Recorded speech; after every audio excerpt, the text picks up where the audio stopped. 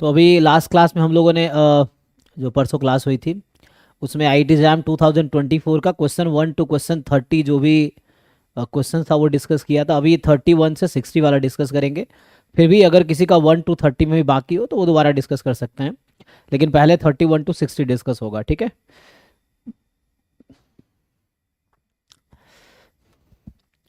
तो जिनके जो भी डाउट है चैट में लिखो और वन बाय वन मैं सॉल्व करता हूँ। और मेक श्योर कि आप सॉल्व करके आओ। डाउट वही लोग पूछेंगे जो सॉल्व करके आए हैं, है ना। सॉल्व नहीं करके आए हो, सॉल्व करके आना तब पूछना, ठीक है।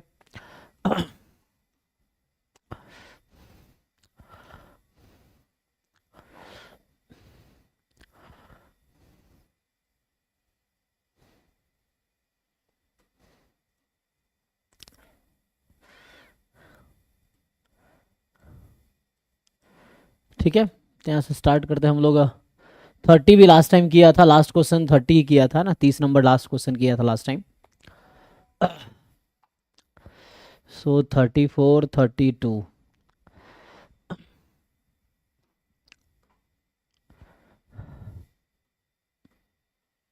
हम्म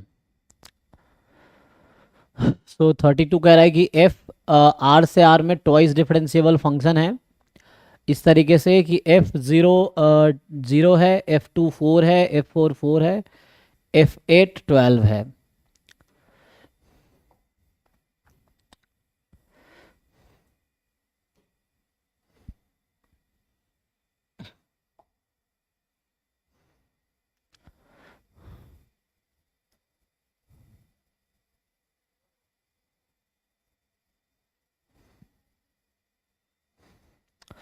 तो ये question basically mean value theorem पे है, जो लाग्रांज मीन वैल्यू थ्योरम है उस पे बेस्ड है ये, ठीक है। तो इसमें एफ आर से आर ट्वाइस डिफरेंशिएबल फंक्शन है इस तरीके से, एफ जीरो जीरो है ना। तो which of the following is are true, ये पूछ रहा है, इज आर करेक्ट। तो यहाँ x 0 से 2 में है, तो आपको याद होगा लाग्रांज मीन वैल्यू थ्योरम का स्टेटमेंट। तो अगर आप पहले ऑप्शंस के लिए ट्राई करेंगे कि f is defined on interval 0 to r, F zero given है 0, F two is given as 4, है ना। और this function is differentiable function. So differentiable है तो कॉन्टिन्यूअस भी होगा। तो function F is defined on close interval, differentiable on open interval 0 to, in fact पूरे आर पे डिफरेंशिएबल है ये, तो 0 टू पे भी डिफरेंशिएबल होगा। कॉन्टिन्यूअस भी है पूरे आर पे, तो ये डिफरेंशिएबल होगा 0 टू पे। So by mean value theorem there exist, आप जैसे सी लिखना चाहे आप सी लिख सकते हैं, एक्स लिखना चाहे एक्स लिख सकते हैं। म्यूट कर लो भाई अखिल। सो क्या आएगा, सो देयर एग्जिस्ट है ना। अब हम लोग थ्योरम में जब लिखते हैं there exist constant C in A B, तो यहाँ जैसे ऑप्शंस में एक्स है तो कोई दिक्कत नहीं, आप लिख सकते हो there exist X between 0 to such that F dash X is equal to F B minus F A upon B minus A, यही ना। तो क्या आएगा, अच्छा फॉर ऑल के लिए बात करा नहीं, ठीक है, अभी देख लेते हैं क्या होता है। तो एफ ऑफ यहाँ से आ जाएगा 2 minus F of 0 upon 2 minus 0, यही है। तो एफ डैश एक्स की वैल्यू यहाँ से क्या आ गई, 4 माइनस 0 मतलब 4 अपॉन 2 मतलब 2 आ गई, है ना। तो कहता है देयर एग्जिस्ट, तो क्या बोलना चाह रहा है, सो 0 2 में एक ऐसा पॉइंट जरूर होगा x जहां पर डेरिवेटिव 2 है। इसका क्या मतलब है कि फॉर सम, जो फॉर सम वर्ड होता है ना, फॉर सम वर्ड का मीन्स देयर एग्जिस्ट, है ना। So for some means there exist, और for all means for every value, and for some means at least one value के लिए होना चाहिए। तो यहाँ पे है ना देयर एग्जिस्ट, तो ये एफ डैश एक्स 2 आ गया जो कि मोर देन 1 है, तो इसका मतलब b तो ट्रू है, ठीक। अब ये कह रहा है हर वैल्यू के लिए चाहे x कुछ भी ले लो 0 से 2 में, एफ डैश एक्स आपकी लेस देन 1 होगी। तो ऐसा तो नहीं हो रहा है, एक वैल्यू मुझे ऐसी मिल रही है जहां पे वैल्यू मोर देन 1 है। सो इट इज सेइंग कि for any value in 0 2 F dash x will be less than और इक्वल टू 1। सो ये जो हमने किया यही काउंटर एग्जाम्पल है इसके लिए। So this is false statement. False क्यों है? फॉर ऑल कह रहा है कि whatever value you choose between 0 and 2 F dash X 1 से कम ही होगा, लेकिन यहाँ तो ज़्यादा आ गया। सो इसी वजह से बी ट्रू है, इसी वजह से ए फॉल्स है। Same thing you do for the interval 4 8। अब इसी तरह से 4 8 पे 2 आता है आंसर। सो 4 8 पे करके देखो, सिमिलर वे में हो जाएगा।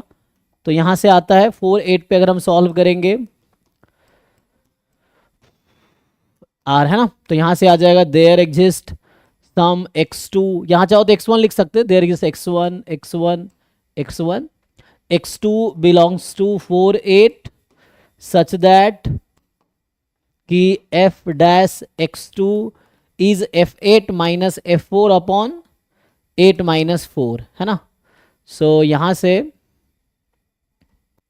f8 है हमारे पास 12, f4 है 4, सो 12 माइनस 4 अपॉन 8 माइनस 4 है ना, F B minus F A upon B minus ए।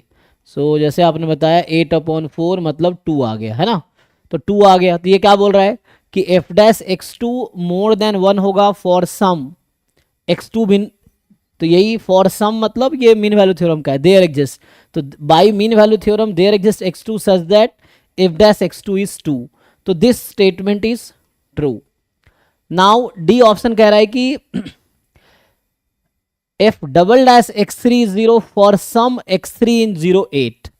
अब 0 8 इंटरवल की बात कर रहा है ना, और डबल डेरिवेटिव की बात कर रहा है। इसका क्या मतलब है? तो जैसे यहाँ पे एफ डैश की बात हो रहा था, हम लोग एफ की बात कर रहे थे। अभी क्या करूंगा मैं? So now for the option D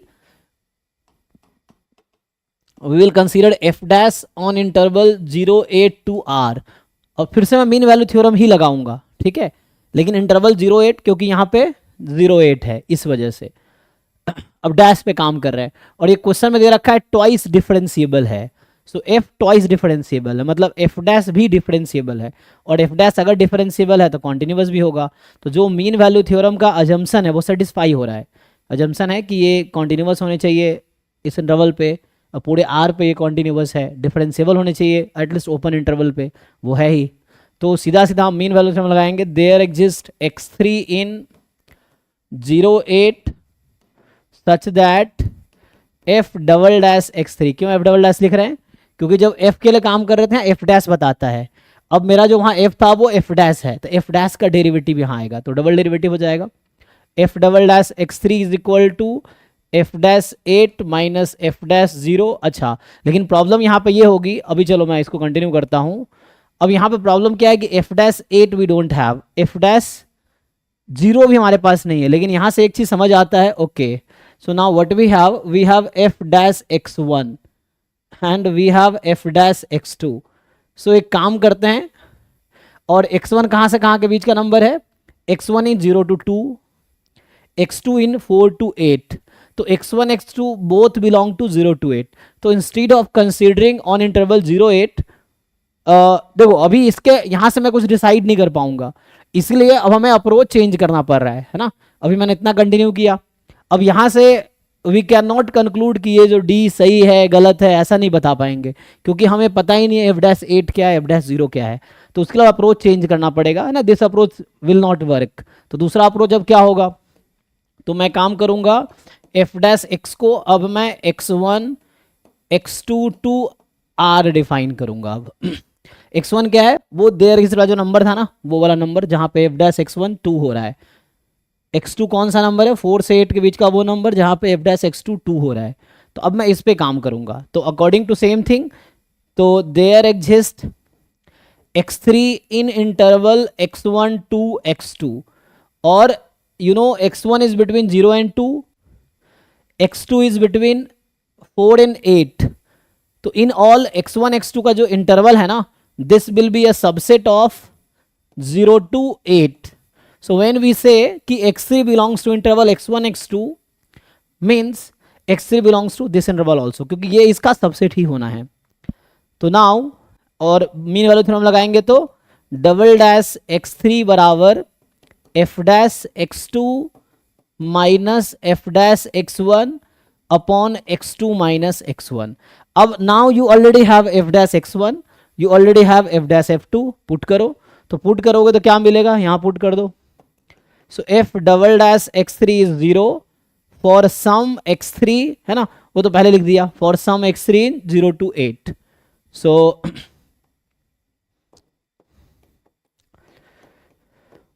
तो this is also true option. ठीक है, तो क्वेश्चन नंबर 32 में आपका 3 ऑप्शन करेक्ट है, बी सी डी. किसी को क्वेरी है तो पूछो.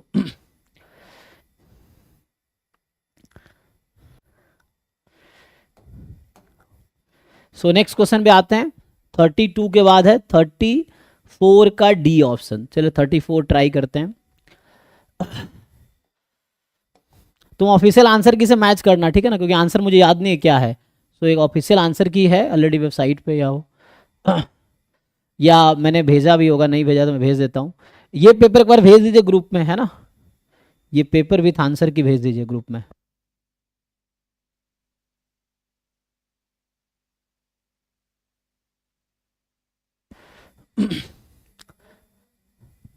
अच्छा,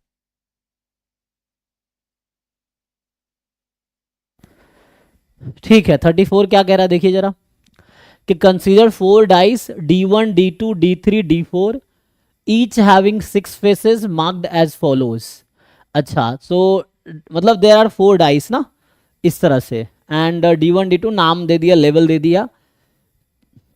जनरली जो हम लूडो खेलते हैं तो उस लूडो में क्या होता है, जो डाइस के फेसेस हैं 1 2 3 4 अप टू 6 होता है. तो यहाँ ये बता रहा है कि जो डाइस के फेस हैं वो है 4 4 4 4 0 0, ये 6 फेस है. दूसरे डाइस पे 6 फेस है 3 3 3 3 3 3. तीसरे डाई पे फेस है 6 6 2 2 2 2, इस तरह से. और फोर्थ डाइस जो उस पर है 5 5 5 1 1, 6 फेस है. तो ये फेस पे ये लिखा हुआ है, इंस्टीड ऑफ 1 2 3 अप टू 6 ये नंबर्स हैं. अब क्या कह रहा है कि in each roll of a die each of its 6 faces is equally likely to occur. तो 1/6 चांसेस हैं ईच फेस के. अब जो रिपीट कर रहा है उसका उसके अकॉर्डिंग ऐड हो जाएगा. जैसे मान लो फर्स्ट डाइस पे 4 आने की क्या प्रोबेबिलिटी है, तो 4/6, 4 बार 4 है. फर्स्ट डाइस पे 0 आने की क्या प्रोबेबिलिटी है, 2/6, क्योंकि 2 बार है. Number of favourable outcome upon total number of outcome, classical definition. तो सेकेंड डाइस पे 3 आने की क्या प्रोबेबिलिटी है, 6/6, 1. थर्ड डाइस पे 6 आने की प्रोबेबिलिटी क्या है, 2/6. 2 आने की प्रोबेबिलिटी क्या है, 4/6. फोर्थ डाइस पे 5 आने की प्रोबेबिलिटी कितनी है, 3/6. 1 आने की प्रोबेबिलिटी कितनी है, 3/6, इस तरह से. सो अब कह रहा है कि suppose that each of this 4 dice are rolled once and the marks on their upper faces are noted. Let the 4 rolls be independent. If xi denote the mark on the upper face of the die di. ठीक है, तो x1 मतलब mark on the first die, x2 mark on the second die, and x3 mark on the third die, and x4 mark on the fourth die. Okay, then which of the following statement is are correct. चलिए, तो अभी के लिए क्या करते हैं,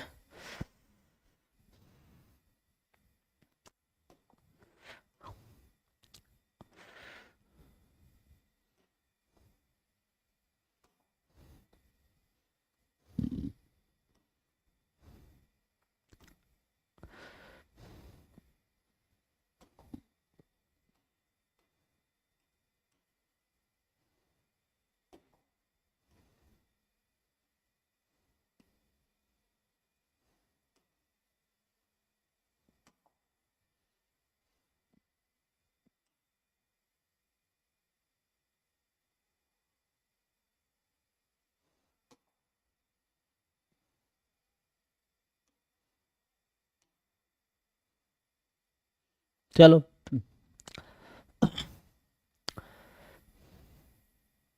तो x1 है mark on the first die, तो x1 क्या हो सकता है, x1 या तो 0 होगा या 4 होगा. x2 mark on the second die, एक ही चॉइस है 3. x3 mark on the third die, कितना 2 या 6. x4 mark on the fifth die, 1 या 5. ठीक है, यही पॉसिबिलिटीज हैं. अब आपसे पूछ रहा है which of the following statement is are correct. Okay,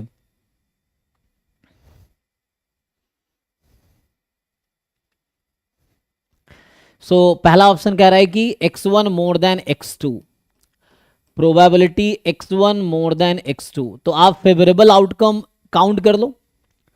तो x1 की पॉसिबिलिटी है 0.4, x2 3 हो सकता है।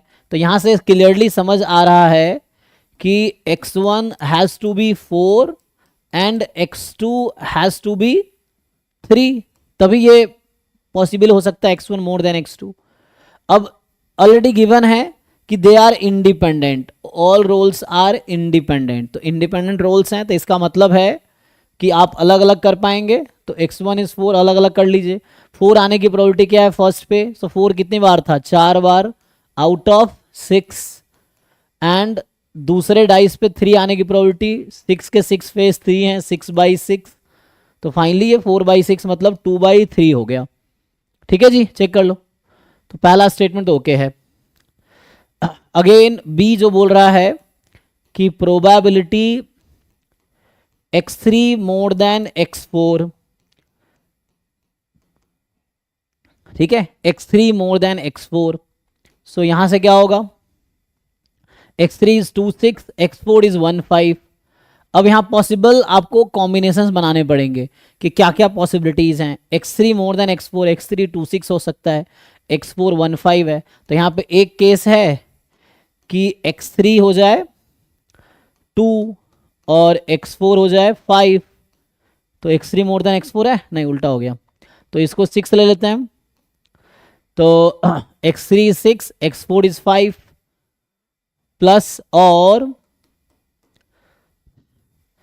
x3 को 6 ही रखते हैं, x4 को 1 कर देते हैं, एक ये पॉसिबिलिटी है। तो x3 जब 6 है तो x4 1 5 में कुछ भी हो सकता है। अगेन x3 को अगर हम 2 लेते हैं तो x4 has to be 1, so that x3 more than x4 हो। ओके, तो 2 रखेंगे तो 1 ही होना पड़ेगा, इसको 6 रखेंगे तो 1 5 दोनों चलेगा। अब इसको सिंप्लीफाई कर लो, तो इसको जब सिंप्लीफाई करोगे तो अगेन दे आर इंडिपेंडेंट, तो थर्ड डाइस पे 6 आने की क्या प्रोबेबिलिटी है, मैं इसकी बात कर रहा हूँ। थर्ड डाइस पे 6 कितनी बार है, 2 बार, सो 2/6, एंड फोर्थ डाई पे 5 आने की क्या प्रोबेबिलिटी है, सो 3 out of 6, plus third dice पे 6 आने की प्रोबेबिलिटी 2/6, एंड फोर्थ डाइस पे 1 आने की 3/6, फिर यहाँ पे थर्ड डाइस पे 2 आने की प्रोबेबिलिटी 4/6, एंड फोर्थ डाइस पे 1 आने की प्रोबेबिलिटी 3/6। सिंप्लीफाई कर लीजिए। सो तो ये तो 1/2 1/2 1/2 ही हो गया, 2/6 2/6 अच्छा, तो 8/6 हो गया। सो 8/6 और यहाँ 1/2, 8/12 कैंसिल करो, 2/3 ये भी आ जाएगा, है ना। तो इसका मतलब ये भी ट्रू था, ये भी ट्रू है। अगेन सिमिलर वे में x2 मोर देन x3 निकाल लोगे ना, बिल्कुल सेम तरीके से x2 मोर देन x3 कर लो। अब क्वेश्चन ये है कि जैसे आपसे, अच्छा x2 मोर देन x3 निकाल ही लेते हैं क्योंकि ज़रूरत पड़ेगी इसमें। सो हमें चाहिए x2 मोर देन x3, तो इसका क्या मतलब है x2 मोर देन x3 का, तो x2 में हो सकता है 3 ही पॉसिबिलिटी है, और x3 में क्या है 6 और 2 हो सकता है, तो यहाँ पे 2 लेना पड़ेगा, x2 मोर देन x3, तो x2 कैन बी 3 ओनली, हाँ, और x3 में 2 पॉसिबिलिटी है 2 और 6, तो 6 सेटिस्फाई करेगा नहीं, तो 2 आ गया, और 3 आने की प्रोबेबिलिटी 1 है x2 में, और 2 आने की प्रोबेबिलिटी x3 में 4/6, तो आंसर 4/6 मतलब अगेन ये 2/3, तो ये गलत है, यहाँ 1/3 कह रहा है, चेक कर लो। So this is false. Now the question is कि these two events are independent, अब ये बोल रहा है, तो इंडिपेंडेंट का डेफिनेशन लगा लो। इंडिपेंडेंट का डेफिनेशन क्या कहता है, ये इंडिपेंडेंट कब हो सकता है, जब probability of x1 more than x2 intersection x2 more than x3, so intersect event E and F are independent if and only if E intersection F is equal to PE into PF. So probability x1 more than x2 into probability x2 more than x3 and these we already have. तो आपको ये निकालना है, ये तो हमें already पता है कि 2/3 दोनों आया था ना. तो x1 मोर देन x2 हमने पहले ऑप्शन में निकाला 2/3, x2 मोर देन x3 अभी निकाला, वो भी 2/3 ही आया है. चेक कर लो भाई, ठीक है. तो ये आ गया 4/9.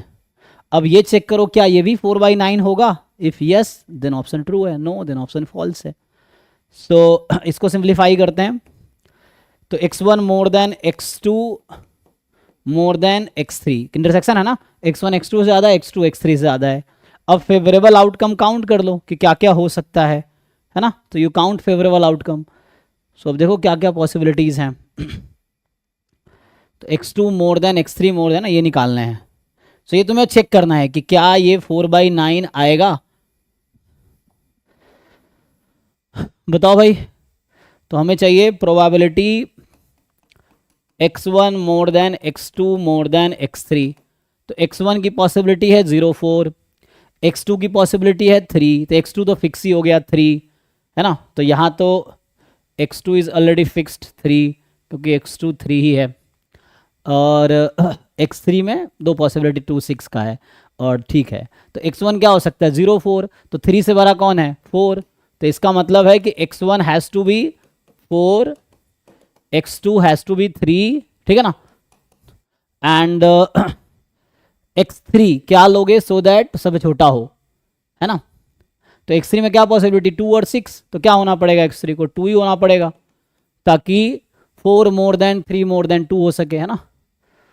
ओके निकालो अलग अलग. अब they are independent, so independent है, अलग अलग कर लो. तो 4 आने की प्रोबेबिलिटी पहले पे 4/6, 3 आने की प्रोबेबिलिटी दूसरे पे 6/6, 2 आने की तीसरे पे 4/6. तो कैंसिल कर लो इसको. तो 2/3 4/9 ओके है. मतलब ये ट्रू है. देख लो इनको डाउट है बताओ.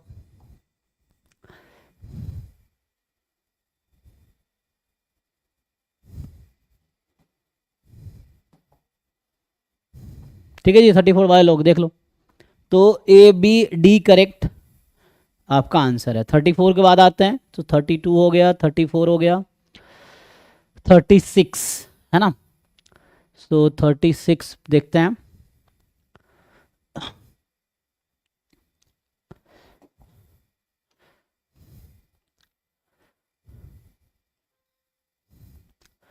थर्टी सिक्स कह रहा है कि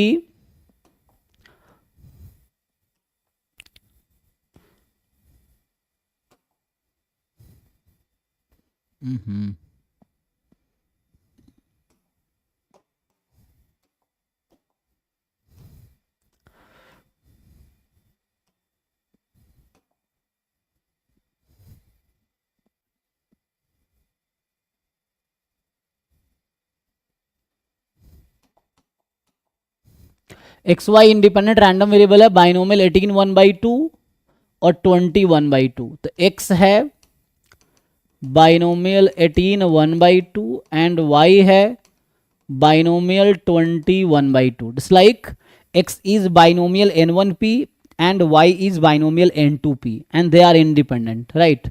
So they are independent.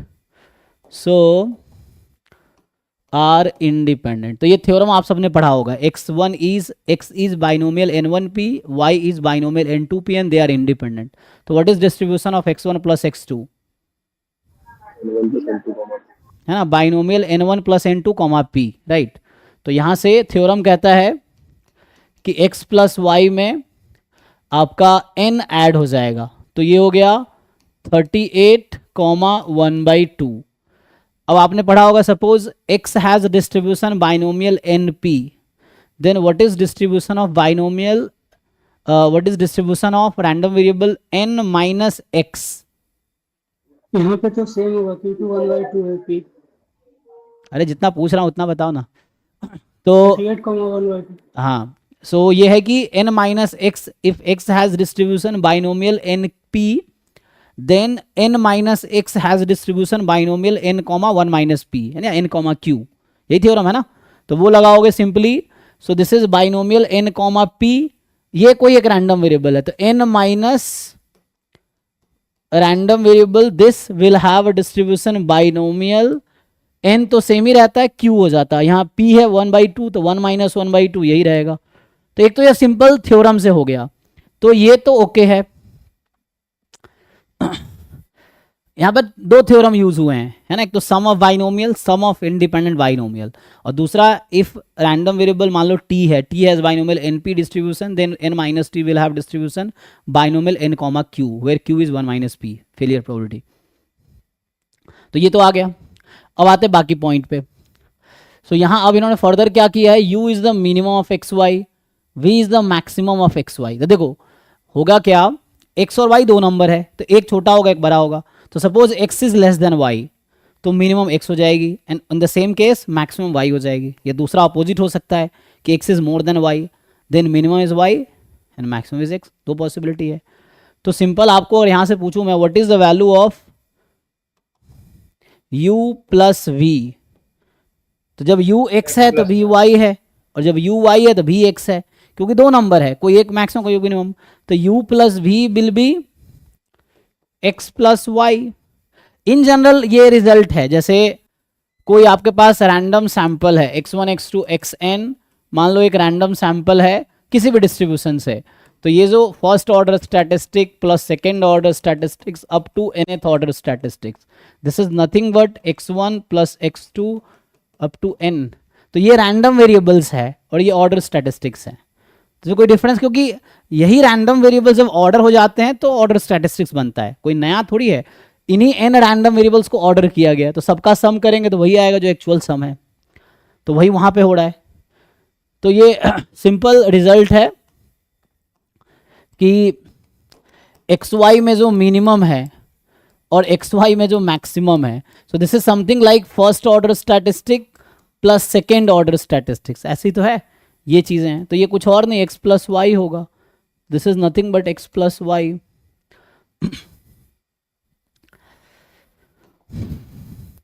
अब ये आ गया u plus v is x plus y. तो अब बताओ क्या होगा, पूछा क्या है, जैसे पहला और तीसरा ऑप्शन, तो अभी हमने x प्लस वाई का डिस्ट्रीब्यूशन ऑलरेडी निकाल रखा है, तो यहां से इसका डिस्ट्रीब्यूशन आ गया binomial 38,1/2। So u plus v या x plus y, they have distribution binomial 38,1/2. Now बताओ, तो बाइनोमियल np का mean, binomial n comma p है ना, तो मीन n इंटू पी, तो 19 हो जाएगा, तो ये ओके है। वेरिएंस क्या होता है, n p q, तो 38 इंटू हाफ कितना बनेगा, ये 16 तो नहीं आएगा, ठीक है ना, 16 तो नहीं आना है, 19/2 हो जाएगा, 9.5। 19/2 आता है। तो ये हो गया गलत। अब कह रहा है कि mod x minus y u minus v होगा। अब खुद ही सोचो यहाँ से कि अभी u माइनस वी, अगर मैं सिंपली यहाँ से पूछूं कि u माइनस वी क्या होगा, जैसे मैं u प्लस वी लिख रहा था, u माइनस वी, अब होगा क्या, जैसे मैंने बताया कि u जो है वो है मिनिमम, v जो है मैक्सिमम। तो जब x लेस देन y है तो u is x, v is y, तो उस केस में वैल्यू आएगी x माइनस वाई। और जब x मोर देन y है तो उसमें क्या होगा, u is y and v is x, तो ये y माइनस x आएगा।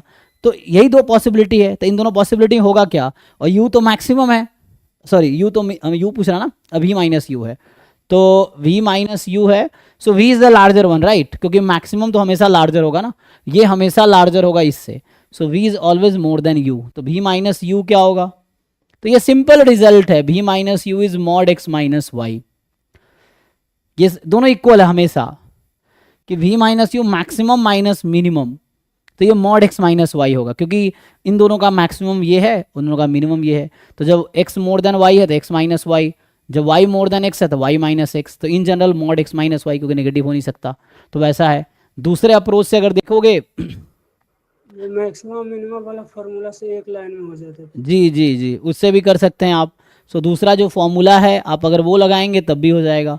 सो एक फॉर्मूला होता है कि किसी भी दो नंबर का मैक्सिमम का फॉर्मूला है और मिनिमम का फॉर्मूला है half x plus Y plus mod x minus Y, और minimum of x comma Y का भी फॉर्मूला है यही आपका v है और ये आपका u है। आप जैसे मैं पहले 2 पॉइंट जो लिखा हूँ खुद से वेरीफाई कर लो। सो आप देखो कि u और v को ऐड करके देखो, आपको मिलेगा x plus y. v minus u करके देखो, आपको मिलेगा मॉड x माइनस वाई या y माइनस एक्स, जो भी आप लिखना चाहो। तो यहाँ से डायरेक्टली ये दोनों फॉर्मूला आ जाएगा, तो आपको कोई टेंशन की जरूरत भी नहीं, यहाँ से डायरेक्टली कर पाओगे। ये है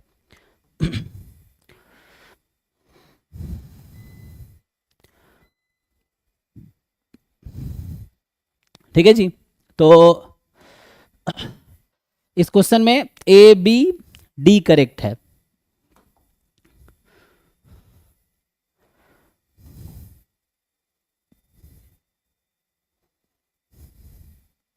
चलो अगले क्वेश्चन पे आते हैं। So this was 36। 36 के बाद जो है 37, 38। सो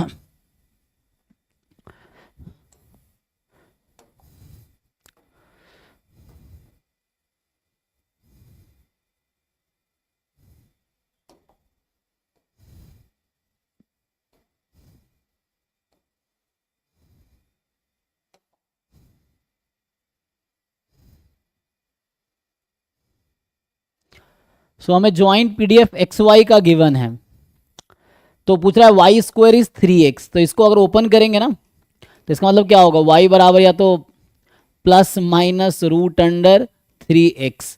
बट ये कॉन्टिन्यूअस रैंडम वेरिएबल है, तो कॉन्टिन्यूअस रैंडम वेरिएबल में किसी कर्व के अलोंग प्रोबेबिलिटी हमेशा जीरो आएगी, इक्वलिटी के अलोंग हमेशा जीरो आएगी। इसमें क्या है, इसमें दो चीज़ें हैं, probability y is equal to root 3x plus probability y is equal to minus root 3x। और ये इक्वलिटी है, तो इसमें क्या ही करोगे, तुम डबल इंटीग्रेट करना भी चाहो तो y की लिमिट रहेगी रूट 3x से रूट 3x। मान लो यहाँ तुम लिख भी दिए f x y d y d x, तो y की लिमिट यही रहेगी, जो भी बाकी अब लिखना आपको x का लिख लो 0 से इन्फिनिटी। तो यहाँ तो रूट 3x से रूट 3x होना है क्योंकि इक्वल है, यहाँ भी सेम चीज़ें हैं। सो यहाँ पे क्या होगा, माइनस रूट 3x से माइनस रूट 3x, सेम ही लिमिट है। तो जब अपर लिमिट और लोअर लिमिट सेम होती है तो आप जानते हैं प्रोबेबिलिटी जीरो होता है। सो 0 प्लस 0 इज इक्वल टू 0, तो ये तो ट्रू है। दूसरा x मोर देन 2y, तो पहले ये सपोर्ट जो है इसका ग्राफ बना लो, जो यहाँ पे सैंपल स्पेस को रिप्रेजेंट कर रहा है रीजन, इसका ग्राफ बना लो, उसके अंदर देखो वो क्या रीजन है, उस पर इंटीग्रेट कर दो।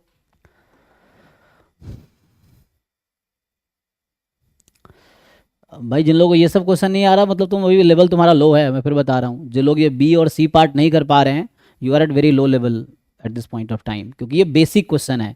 ये बीएससी में इस तरह क्वेश्चन इजीली मिल जाते हैं, है ना, और ये भी नहीं निकाल पा रहे हो तो गलत बात है।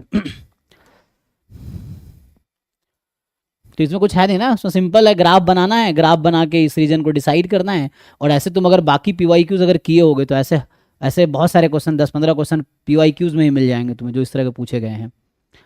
ये चीज़ है। सो यहाँ पे क्या है, 0 less than equal to y less than x. तो सबसे पहले क्या करते हैं, जब हमें किसी इनइक्वलिटी या ग्राफ बनाना है तो पहले हम बाउंड्री या ग्राफ बनाते हैं। तो बाउंड्री में क्या करना है, इक्वल टू रख के, मतलब जैसे 0 is equal to y, y is equal to x, इसका ग्राफ बनाएंगे। तो 0 इज इक्वल टू वाई मतलब वाई इज इक्वल टू 0 मतलब एक्स एक्सिस, ये है y is equal to 0, y is equal to x आपका ये चीज़ है, ठीक है। तो this is y is equal to x and अब आपको देखना है क्या बोल रहा है। तो हमने y की वैल्यू 0 से x में है, y की वैल्यू 0 से x में, ये y बराबर 0, ये y बराबर x, और x की वैल्यू 0 से इन्फिनिटी है। तो इसका मतलब this is the region of joint PDF, support of joint PDF, है ना। तो ये पूरा सपोर्ट है ज्वाइंट पीडीएफ का, ये अनबाउंडेड रीजन है, कभी ख़त्म नहीं होगा। तो इस तरह से, तो ये बाउंडेड है ना, यहाँ से ये जो लाइन है इसके बिलो का, है ना, लेफ्ट हाफ रीजन हो गया ना, सॉरी राइट हाफ रीजन, तो लाइन का। अब क्या करना है, अब इस वाले रीजन का, ये इवेंट है, अभी जो रेड कलर से हमने सेट किया वो सैंपल स्पेस है। अब इस इवेंट की प्रोबेबिलिटी निकालनी है, this is event x more then 2y, तो x इक्वल टू 2y का ग्राफ बना लो पहले। So x is equal to 2y का ग्राफ बनाओगे, है ना, कोई पॉइंट लोकेट कर लो उसके अकॉर्डिंग। जैसे मान लो यहाँ पे मान लो x1 है, तो x is equal to 2y का ग्राफ बनाना। पहले जब इनइक्वालिटी है, पहले इक्वालिटी का ग्राफ बनाओ। तो x को 1 रखेंगे, y हाफ हो जाएगी, है ना। तो यहाँ जैसे पॉइंट अगर तुम इसके अलॉन्ग देखोगे तो ये पॉइंट क्या है, ये 1 है, ये 1 है, लेकिन यहाँ पे बोल रहा है कि हाफ हो जाएगी y। तो ये कहीं ना कहीं ग्राफ इस तरह से होगा, या समझो y को हाफ रखोगे x 1 हो जाएगी, है ना। तो ये चीज़ है, तो इस तरह से इसके करस्पॉन्डिंग यहाँ y हाफ है। तो दिस इज द ग्राफ। अब क्या करना है, x मोर देन y। अब देखो एक ये जो लाइन ब्लैक कलर से बना रहा हूँ, अब तुम देखो इसमें जो है, मान लो ये येलो कलर से बना रहा हूँ ये लाइन है। अब तुम्हें डिसाइड करना है इसका अपर हाफ होगा कि लोअर हाफ होगा। यू हैव टू डिसाइड कि अपर हाफ रीजन लेंगे या फिर लोअर हाफ रीजन लेंगे। तो उसके लिए क्या है, कोई टेस्टिंग पॉइंट ले लो, या तो समझ आ रहा है ठीक है, नहीं तो कोई टेस्टिंग पॉइंट ले लो। कौन सा टेस्टिंग पॉइंट, जो उस लाइन पे नहीं है। फॉर एग्जांपल यही पॉइंट है, इसका कोऑर्डिनेट है 1,0, है ना। तो 1,0 रख के देख लो यहाँ पे ट्रू आ रहा है कि फॉल्स आ रहा है। एक्स को 1, वाई को 0, तो 1 मोर देन 0 ट्रू है, तो इसका मतलब सॉल्यूशन रीजन हमारा इसी साइड है। या तुम्हें पहले से ही पता है तो बहुत अच्छा है। तो ये जो येलो कलर से मैं सेट कर रहा हूँ, इसकी प्रोबेबिलिटी निकालनी है। जो रेड कलर वाली रीजन थी वो सैंपल स्पेस थी, और येलो वाली रीजन जो है वो इवेंट है, जिसकी प्रोबेबिलिटी निकालनी है। अब तो अब क्या करेंगे, तो इसकी प्रोबेबिलिटी क्या आएगी, तो इस येलो वाले रीजन पे इंटीग्रेट करना है तुम्हें। सर वैसे भी वो सिमेट्रिक है, हाफ में डिवाइड कर रहा है दोनों को, तो 1/2 हो जाएगा। नहीं नहीं, ज़रूरी नहीं है। x मोर देन 2y वो यूनिफॉर्मली डिस्ट्रीब्यूटेड होगा तब ऐसा होगा। तो यहाँ से क्या होगा, ठीक है, x मोर देन 2y है, तो ज्वाइंट PDF e की पावर -x। ज्वाइंट PDF क्या है, e की पावर -x। अब आपकी मर्जी, पहले आप dy dx लिखना चाहते हो या dx dy लिखना चाहते हो, जो भी ठीक लगे, है ना। तो मैं अभी dy dx कर देता हूँ। सो dy dx, तो पहले y की लिमिट फिर x की लिमिट। अब इस येलो वाला जो रीजन है इसमें y की लिमिट देखो क्या होगी। तो जब भी y की लिमिट लेनी है तो y के पैरेलल एक स्ट्रिप ड्रॉ करो, लाइन ड्रॉ करो। यहाँ देखो y क्या है, तो यहाँ y 0 है, यहाँ पे क्या है y की वैल्यू। तो this line was x is equal to 2y, ये जो लाइन था this was x is equal to 2y and I need y, तो y की वैल्यू आएगी x/2। तो y बराबर 0 से ये वाला कर्व है x/2, तो 0 to x/2 ये हो गया y का रीजन। अब x, अब देखो ये जो मैंने वर्टिकल लाइन ड्रॉ किया था ये कितना मूव कर सकता है, तो यहाँ से मतलब ये येलो रीजन में कितना मूव कर पाएगा, यहाँ से लेके यहाँ तक, मतलब x, या इसका प्रोजेक्शन ले लो x एक्सिस पे। ये जो येलो कलर का रीजन, इसका x एक्सिस से प्रोजेक्शन लो, कितना x एक्सिस कवर होगा, तो इसका प्रोजेक्शन लोगे x एक्सिस पे तो पूरा x एक्सिस कवर होगा राइट साइड में, 0 के बाद वाला ना, तो 0 से इन्फिनिटी। अब इसको इंटीग्रेट कर लो, तो पहले यहाँ तो y है ही नहीं, क्योंकि हमें तो y के रेस्पेक्ट में इंटीग्रेट करना है, तो e की पावर -x बाहर हो जाएगा, और अभी आ जाएगा हमारे पास, है ना। सो 1 का इंटीग्रेशन 1 dy होगा, तो 1 का इंटीग्रेशन y का y अपर लिमिट माइनस लोअर लिमिट, तो ये आएगा x/2 e की पावर -x dx, 0 से इन्फिनिटी। अब इसको इंटीग्रेट कर लो, तो गामा इंटीग्रल से आता है, गामा से कर लो, जैसे भी समझ आ रहा है। सो हाफ बाहर है और x की पावर 2 - 1, गामा 2 1 होता है, तो ये हाफ आ गया, ठीक है। सो यहाँ से ये आपके पास आंसर आ गया। सो दिस इज फाइन। नाउ ऐसे ही सेम ये है, इसका ग्राफ बनाओ, जैसे मैंने येलो कलर डिजाइन यहाँ सेलेक्ट किया वैसे ही तुम इसका ग्राफ बनाओ, x - y इक्वल टू 1। फिर देखो कि उसके अपर या लोअर हाफ कौन से region x - y more than equal to 1 होगा। फिर इस तरह से ही जैसे बी पार्ट किया वैसे सी पार्ट हो जाएगा। डी में क्या है, जस्ट कंडीशनल प्रोबेबिलिटी लगाना है कि इसमें है कि probability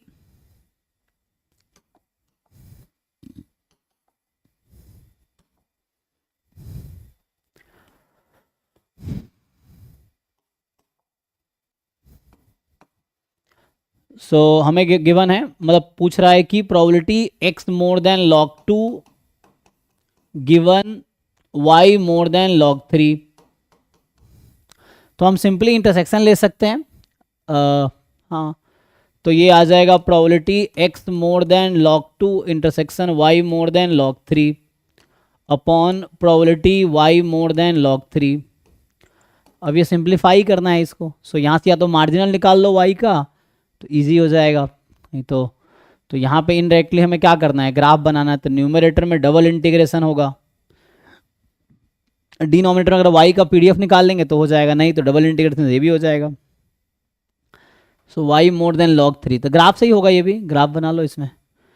so if you see the graph, ये मैं दोबारा ग्राफ बना देता हूँ ना। सो इसमें क्या है, हमारा जो एक्चुअल ग्राफ था वो ये था, y is equal to x, ये मतलब सैम्पल स्पेस इस साइड था। अब मुझे फाइंड करना है x more then log2 y more than log3, तो हम पहले log2 log3 सेलेक्ट कर लेंगे इस पर। तो मान लो यहाँ पे log2 है और log2 छोटी होगी log3 ज़्यादा होगी, तो इसके करस्पॉन्डिंग यहाँ पे आएगी log2, और जैसे यहाँ पे मान लो log3 है तो इसके करस्पॉन्डिंग एक्स एक्सेस यहाँ पे log3 आएगी। अब क्वेश्चन में ये बोला हुआ है कि ग्राफ बनाना है, जब से मुझे इनइक्वलिटी का ग्राफ बनाना है तो हम इक्वलिटी का ग्राफ बनाएंगे। तो इक्वलिटी का क्या, सबसे पहले x is equal to log2 का ग्राफ बनाओ। तो x is equal to log2 का ग्राफ ये लाइन है, so this line is graph of x is equal to log2, और y is equal to log3 का ग्राफ बनाओ। तो y is equal to log3 अगर आप बनाऊंगा, ये वाला जो है ना, this is y is equal to log3, जो कि दिख नहीं रहा होगा शायद। सो ठीक है, तो ये है y is equal to log3। अब हमें क्या बोला गया है कि x more then log2 y more than log3, तो इसके ऊपर वाला रीजन और इसके राइट वाला रीजन, अब तुम खुद ही सैम्पल स्पेस में सेलेक्ट करो कि कौन सा सुटेबल रीजन है, जो x बराबर log2 के आगे है, y बराबर log3 के ऊपर है। तो इनडायरेक्टली मुझे इस वाले रीजन पे इंटीग्रेट करना है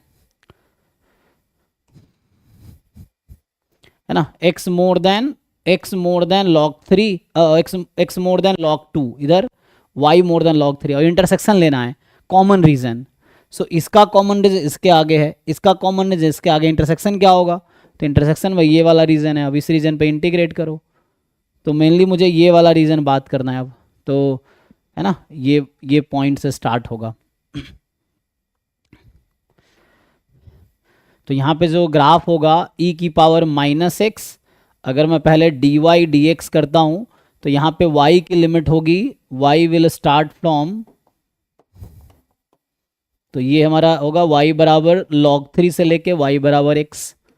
सो log3 से x की वैल्यू, अब देखो इस रीजन में इसका, इस वाले रीजन का प्रोजेक्शन लो x एक्सेस पे, कितना कवर होगा x एक्सेस इसके बाद का रीजन आएगा। सो log3 से इन्फिनिटी ये आ गया। तो log2 का कोई काम इसलिए नहीं क्योंकि log2 के आगे की प्रोबेबिलिटी इसमें आई नहीं रही, इसके ऊपर गया तो ये वाला रीजन बाहर हो गया, तो एक्स्ट्रा रीजन था। तो मेनली हमें इस रीजन पे कॉमन इंटरसेक्शन रीजन डिसाइड करके इंटीग्रेट करना है। दूसरा क्वेश्चन है y मोर देन log3, तो एक तो ये तरीका है कि यहाँ से y का मार्जिनल निकाल लो।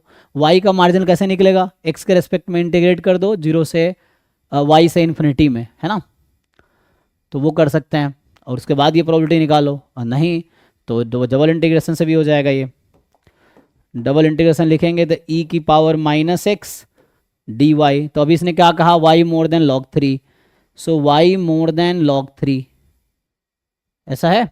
सो y more than log3 same ही आ तो ये जाएगा वन, सर न्यूमरेटर के जैसे।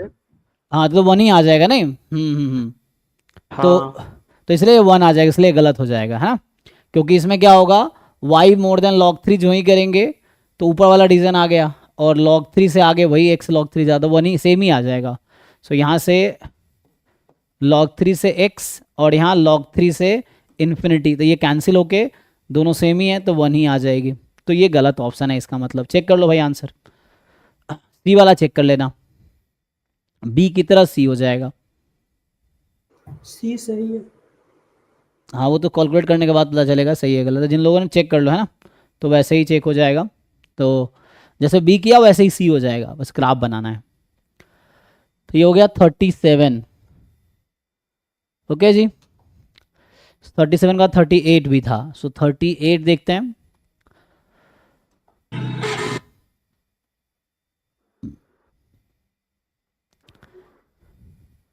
वही था फिर। हाँ सी करेक्ट था लास्ट क्वेश्चन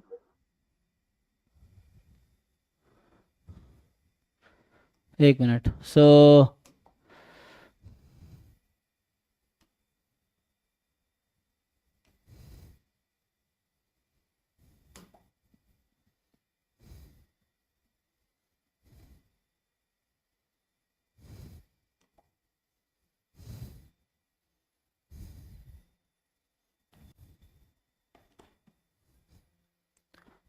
चैट में देखो क्या कहना चाह रहे हो।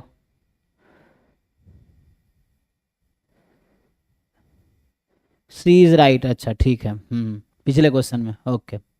तो अब इसका देखो, इसमें क्या है, तो आसान क्वेश्चन लग रहा है, इसमें क्या दिक्कत है? सर सी पार्ट में कंफ्यूजन हो रहा है। क्यों कंफ्यूजन है? ये नॉर्मल डिस्ट्रीब्यूशन है क्या? Be a random sample from a distribution with mean 0 variance 1। तो सी पार्ट में क्यों कंफ्यूजन है? नॉर्मल डिस्ट्रीब्यूशन में x bar and S square are independent, in general it is not independent. सिर्फ वन रहेगा n के जगह पे तब इंडिपेंडेंट होता है, अदरवाइज इंडिपेंडेंट नहीं। क्या रहेगा किसके जगह पे? एन की जगह वन हाँ, तो उससे क्या होगा? इंडिपेंडेंट होता है। क्यों? एन को 1 रखेंगे तो एक्स बार क्या बन जाएगा? एक्स बार का क्या डेफिनेशन है? उसके पीछे लॉजिक होगा ना, ऐसे थोड़ी है कि तो कुछ भी बोल देंगे। एन को 1 रखने पे एक्स बार कितना बनेगा? एन 1 का मतलब क्या है? x1 ही हो जाएगा। सैंपल साइज 1 है तो x1 हो जाएगा।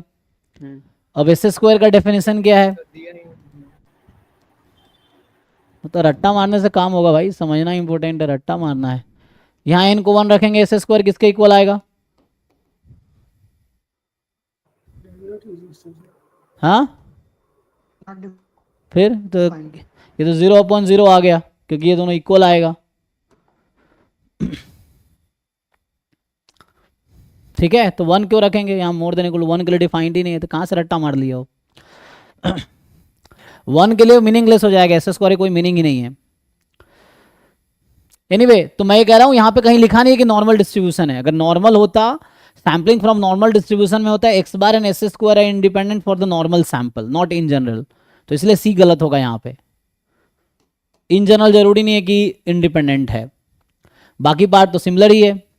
हम लोग फॉर्मूला जानते हैं कि ई ऑफ एस स्क्वायर जो होता है वो सिग्मा स्क्वायर होता है, जो कि यहाँ दे रखा है 1 है, तो ये तो ओके है। ये अभी कल हमने कैलकुलेट किया था इस तरह क्वेश्चन, सेंट्रल लिमिट थ्योरम लगा लो। So x bar minus 0 mu 0 है ना upon 1/√n converges in distribution to z, ये सेंट्रल लिमिट थ्योरम कहता है, वही चीज़ इसने भी लिख रखा है, तो ये ट्रू है। ये जो स्टेटमेंट है सिंपल सेंट्रल लिमिट थ्योरम का स्टेटमेंट है, इसी को ऐसा लिख दिया, एक्स बार माइनस म्यू जो कि 0 है अपॉन सिग्मा/√n, सिग्मा 1 है, convergence distribution Z, central limit theorem का स्टेटमेंट है। C is in general not true because ये नॉर्मल पॉपुलेशन से नहीं है, तो जरूरी नहीं है कि इंडिपेंडेंट होगा। और ये weak law of large number कहता है, weak law of large number says कि 1/n summation x i square i from 1 to n converges in probability to E x square. और ई एक्स स्क्वायर क्या होगा? तो मीन 0 है, तो जो वेरिएंस है वही ई एक्स स्क्वायर हो जाएगा, तो ये 1 आ जाएगा। तो ये गलत कह रहा है, इसका मतलब चेक कर लो भाई। है ना, weak law of large number says second sample moment will converge in probability to second population moment, तो 1/n summation x i square will converge in probability to E x square and E x square is 1 because mean is 0। ठीक है, तो इसमें A B सिर्फ correct होगा, check कर लो answer क्या है। नेक्स्ट क्वेश्चन क्या है 38 के बाद? 40 तक कोई है बचा हुआ? सो 39 भी है भाई किसी का, या 40 भी है? नहीं है ना? 40 का B and D option. So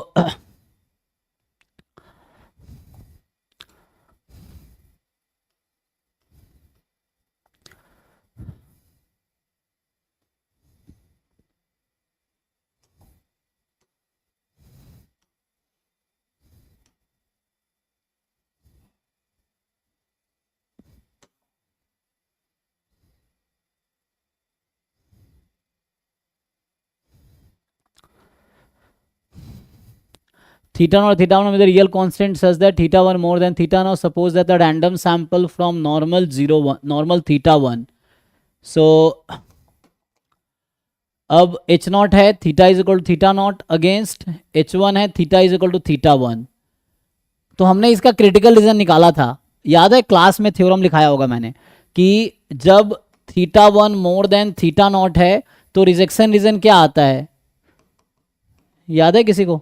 class में लिखा है जब theta 1 less than theta naught है तो क्या होता है in general.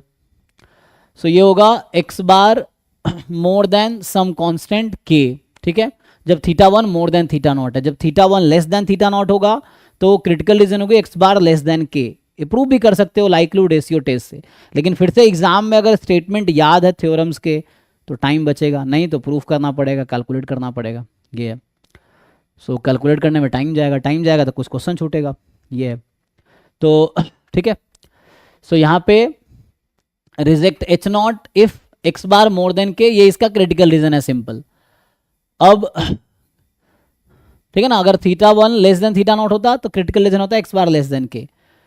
Alpha and beta denote the size and power respectively of the most powerful test psi naught. Then which of the following statement is are correct. Beta is less than alpha. Power देखो जो भी normal distribution exponential family का member, exponential family क्या होता है जो हमने sufficient में डिस्कस किया होगा. तो जनरली जो लिखते थे ना e की पावर लॉग लगा देते थे, then A X plus B theta plus C theta into T X. T sufficient complete estimator होता है. तो जिसको उस फॉर्म में लिख सकते हैं जिस डिस्ट्रीब्यूशन में support is free of parameter, और जिसको उस फॉर्म में लिख पाएंगे एक्सपोनेंशियल फैमिली है. तो होता क्या है कि कोई भी डिस्ट्रीब्यूशन जो एक्सपोनेंशियल फैमिली का मेंबर है उसमें जो भी तुम्हारा क्रिटिकल रीजन आएगा ना लाइक्लीहुड रेशियो टेस्ट से, वो यूनिफॉर्मली मोस्ट पावरफुल ही होगा. वो क्या कहता है, नीमन पियर्सन लेमा कहता है. और ये सिंपल वर्ड से सिंपल है. तो जो भी ये क्रिटिकल रीजन ये जो है ना, this is the most powerful critical reason. और जो भी मोस्ट पावरफुल क्रिटिकल रीजन होगा या कोई टेस्ट होगा तो उसमें पावर हमेशा साइज से ज़्यादा आएगी. ये इन जनरल रिजल्ट है. Power is always more than size, चाहे कोई भी डिस्ट्रीब्यूशन है जो एक्सपोनेंशियल फैमिली से है. आगे एक स्टैंडर्ड कॉन्सेप्ट है मोनोटोन लाइक्लीहुड रेशियो, जो कि जैम में नहीं है, गेट में है. तो यहाँ बस ये है कि जो भी डिस्ट्रीब्यूशन एक्सपोनेंशियल फैमिली का है, ऑलमोस्ट जैसे नॉर्मल है या जो भी जिसमें सपोर्ट डिपेंड नहीं कर रहा पैरामीटर पे, ऑलमोस्ट सारे डिस्ट्रीब्यूशन तुम्हें मिल जाएंगे. कुछ कुछ और के वो तुम्हें देखना पड़ेगा. तो नॉर्मल है स्पेशली. तो ये मोस्ट पावरफुल टेस्ट है. So power will be more than the size. तो ये कह रहा है पावर लेस देन साइज, गलत है. Power more than size, yes. अब psi naught is the uniformly most powerful test of the region this. अब ये सिंपल वर्सेस कंपोजिट है. तो यहाँ भी मैंने क्लास में थ्योरम लिखाया होगा. सिंपल वर्सेस कंपोजिट में कंपोजिट डिसाइड करता है कि इसका क्रिटिकल रीजन कैसा होगा, specially for the normal distribution and not in the normal only, any distribution from the exponential family. ठीक है, चाहे एक्सपोनेंशियल डिस्ट्रीब्यूशन हो या गामा डिस्ट्रीब्यूशन हो या कोई भी इस तरह से बाइनोमियल बर्नौली इस तरह से. तो इसका h1 क्या है, theta more than theta not. तो इसका क्रिटिकल रीजन फिर से जो आएगा x bar more then k आएगा. Theta less than theta naught है, इसका critical reason less than k होगा. मैं लास्ट क्लास में ही बोला था कि प्रसन्ना साहू वाली बुक जो है, प्रोबेबिलिटी गूगल करोगे मिल जाएगा, probability and statistics mathematical statistics by Prasanna Sahu. उसमें टेस्टिंग ऑफ हाइपोथेसिस चैप्टर में एंड में, उस चैप्टर के लास्ट में तुम देखोगे टेबल बना के लेफ्ट में बता रखा है कि इस तरह के टेस्टिंग होगा. जैसे दिस वर्सेस दिस होगा तो ये क्रिटिकल रीजन आएगा, दिस वर्सेस दिस होगा तो ये, इस तरह क्रिटिकल रीजन लिख रखा है साइज अल्फा का, वहां तुम देख सकते हो. तो मैं प्रॉपर साइज अल्फा का नहीं लिख रहा हूं, मैं के लिख दे रहा हूं. तो इसका क्रिटिकल रीजन ये होगा. ऑल्टरनेटिव डिसाइड करता है, ये श्योर है, चाहे नॉर्मल में इस तरह से. जबकि मान लो ऐसा होता कि एच नॉट है theta is equal to 0 against theta is not equal to 0, तो इसको बोलते हैं वन साइडेड टेस्ट. ये भी वन साइडेड टेस्ट है. तो ऑल्टरनेटिव हाइपोथेसिस के अकॉर्डिंग क्रिटिकल रीजन आता है. अगर तुम लाइक्लीहुड रेशियो टेस्ट से भी सॉल्व करोगे तो यही आंसर आएगा, क्योंकि ये थ्योरम है. तो थ्योरम भी प्रोसीजर से ही आता है. कोई थ्योरम लिखे गए हैं तो वो पहले प्रूफ आता है ना, उसका प्रूफ से डिसाइड होता है. तो मुझे ये पता है क्योंकि थ्योरम का ये स्टेटमेंट है, इसलिए मुझे पता है. ठीक है, तो यहाँ से ये होगा, इसका ये होगा. अब तुम्हारा इस क्वेश्चन का क्रिटिकल रीजन ये था, तो पूछ रहा है कि टेस्ट साई नॉट. तो यहाँ पे साई नॉट टेस्ट फंक्शन लिख रहा है, रिजेक्शन रीजन समझ सकते हो. Uniformly most powerful test of level alpha this. तो ये क्रिटिकल रीजन ये इसके साथ मैच कर रहा है, तो ये सही है. इसके साथ मैच कर रहा है क्या ये, नहीं, तो ये गलत है. तो इसमें कुछ करना कुछ नहीं, इसमें कोई कैलकुलेशन नहीं है. अगर आपको स्टेटमेंट याद है थ्योरम का तो सीधा सीधा टिक करोगे, नहीं तो प्रूफ करो. प्रूफ करने में 10-20 मिनट लगेगा. ये चीज़ है.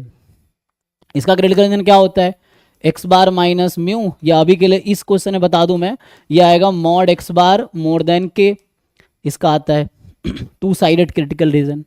तो इसका है कि इसका क्रिटिकल रीजन राइट साइड में होगा इस वाले क्वेश्चन का, इस वाले क्वेश्चन का होगा लेफ्ट साइड में, इधर होगा, और इस वाले में क्या होगा, दोनों साइड होगा, टू साइडेड है, इधर भी क्रिटिकल रीजन है, इधर भी क्रिटिकल रीजन, रिजेक्शन रीजन है, ये चीज़ है। ठीक है, तो बी सी सही है, ए डी गलत है। सो कोई भी डिस्ट्रीब्यूशन यूनिफॉर्मली एक्सपोनेंशियल फैमिली का है, उसमें टेस्टिंग में पावर हमेशा साइज से ज़्यादा ही होगा, ये थ्योरम है। ठीक है, तो इसको अनबायस्ड टेस्ट बोलते हैं। तो अनबायस्ड टेस्ट हमेशा एग्जिस्ट करती है, जो भी यूएमपी टेस्ट है वो अनबायस्ड टेस्ट है। अनबायस्ड टेस्ट फिर से जैम में नहीं है, लेकिन जो भी टेस्ट, जितने भी यूनिफॉर्मली मोस्ट पावरफुल टेस्ट होते हैं वो सब अनबायस्ड होते हैं, और हर अनबायस्ड टेस्ट में पावर साइज से ज़्यादा ही होगा। ठीक है ना, तो चाहे इस वाले टेस्ट का क्रिटिकल रीजन हो, इस वाले का हो, इस वाले जो भी एक्सपोनेंशियल फैमिली का मेंबर है उसमें जो भी क्रिटिकल रीजन आती है वो यूनिफॉर्मली मोस्ट पावरफुल है, और उसमें साइज हमेशा कम होगा पावर से, मतलब पावर ज़्यादा होगा साइज से।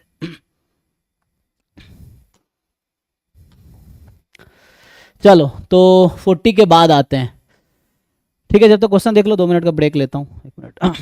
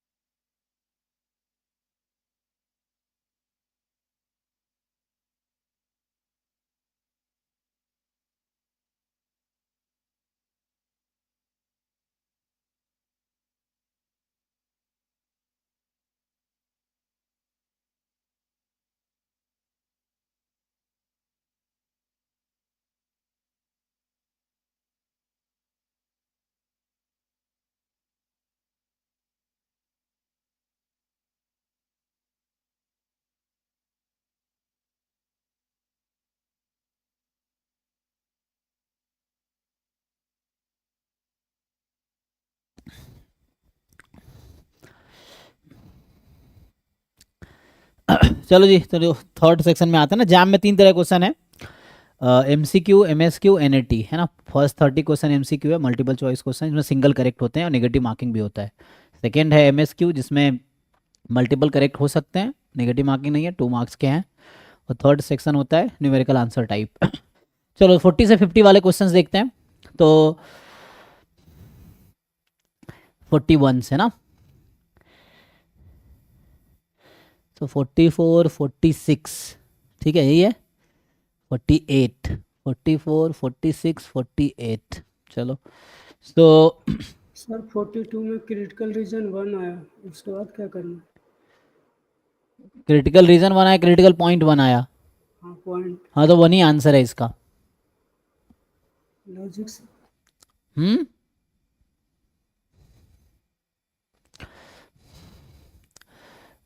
मुझे ये बताओ फंक्शन इंक्रीजिंग डिक्रीजिंग कैसे होता है? इंक्रीजिंग डिक्रीजिंग कहाँ पे होता है?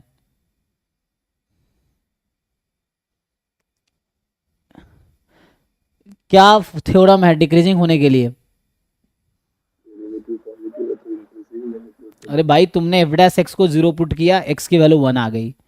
अब ये देखो ना कि एफ डैश एक्स कहाँ पॉजिटिव है कहाँ नेगेटिव है, साइन स्कीम बना लो। फर्स्ट डेरिवेटिव टेस्ट जानते हो? Yes, sir. तो लगाओ ना। क्या कहता है फर्स्ट डेरिवेटिव टेस्ट? पॉइंट रखो, देखो उसके लेफ्ट में क्या है, डेरिवेटिव पॉजिटिव है कि नेगेटिव है। राइट में डेरिवेटिव पॉजिटिव है कि नेगेटिव है। अगर राइट में पॉजिटिव है तो मतलब 1 से इन्फिनिटी में इंक्रीजिंग है। अगर 1 के लेफ्ट में एफ डैश एक्स नेगेटिव है तो इसका मतलब माइनस इन्फिनिटी से 1 में या 0 से 1 में फंक्शन डिक्रीजिंग है, वही चेक करना है।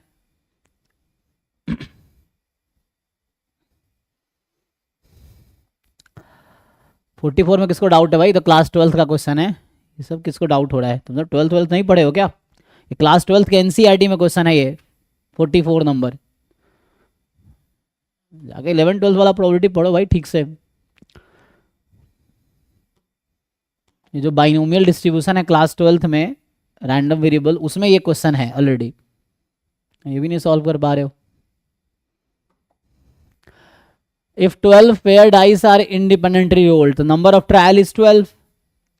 N is number of trial, so number of trial is 12. Then the probability of obtaining at least 2 6s. तो x मान लो number of 6 obtained, number of 6 obtained in 12 toss. तो x का distribution हो गया बाइनोमियल 12 कॉमा कितनी बार 6, तो probability of getting 6 in 1 trial 1/6। तो ये हो गया। क्या होता है binomial distribution? Number of success in n trials. तो यहाँ getting 6 is success, not getting 6 is failure. कितने ट्रायल है? ये हो गया। अब बताओ इसमें probability of obtaining at least 2 6s। तो ये सब ट्राई व्राई करके आते नहीं, बस क्वेश्चन देखे पूछ लिए। x more than equal to 2। इसमें क्या दिक्कत है भाई? बाइनोमियल का सपोर्ट क्या होता है? 0 से n तक, तो 0 से 12 तक होगा। तो अभी कह रहा है कि 2 से ज़्यादा हो जाएगा, तो 1 माइनस कर देते हैं। तो 2 से पहले क्या क्या है? 0 1, तो 2 पे 0 पे घटा दो, 1 पे घटा दो। ये सब पूछने वाला क्वेश्चन है।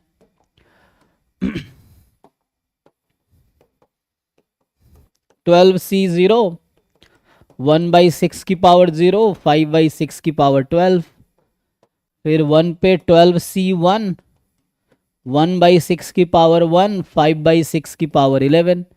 अब कैलकुलेशन करो, डेसिमल कैलकुलेटर अलाउड है, डेसिमल में कन्वर्ट करो इसको।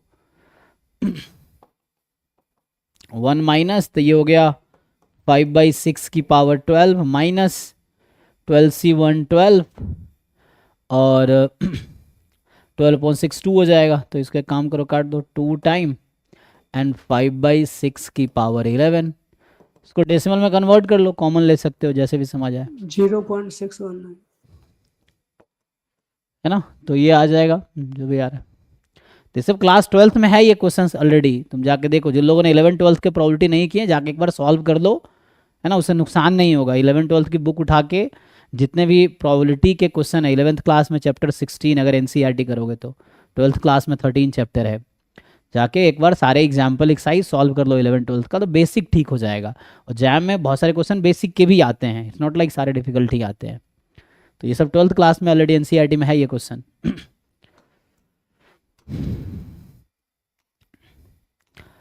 46 अभी तो डाउट में बताया था क्वेश्चन पहले किसी को।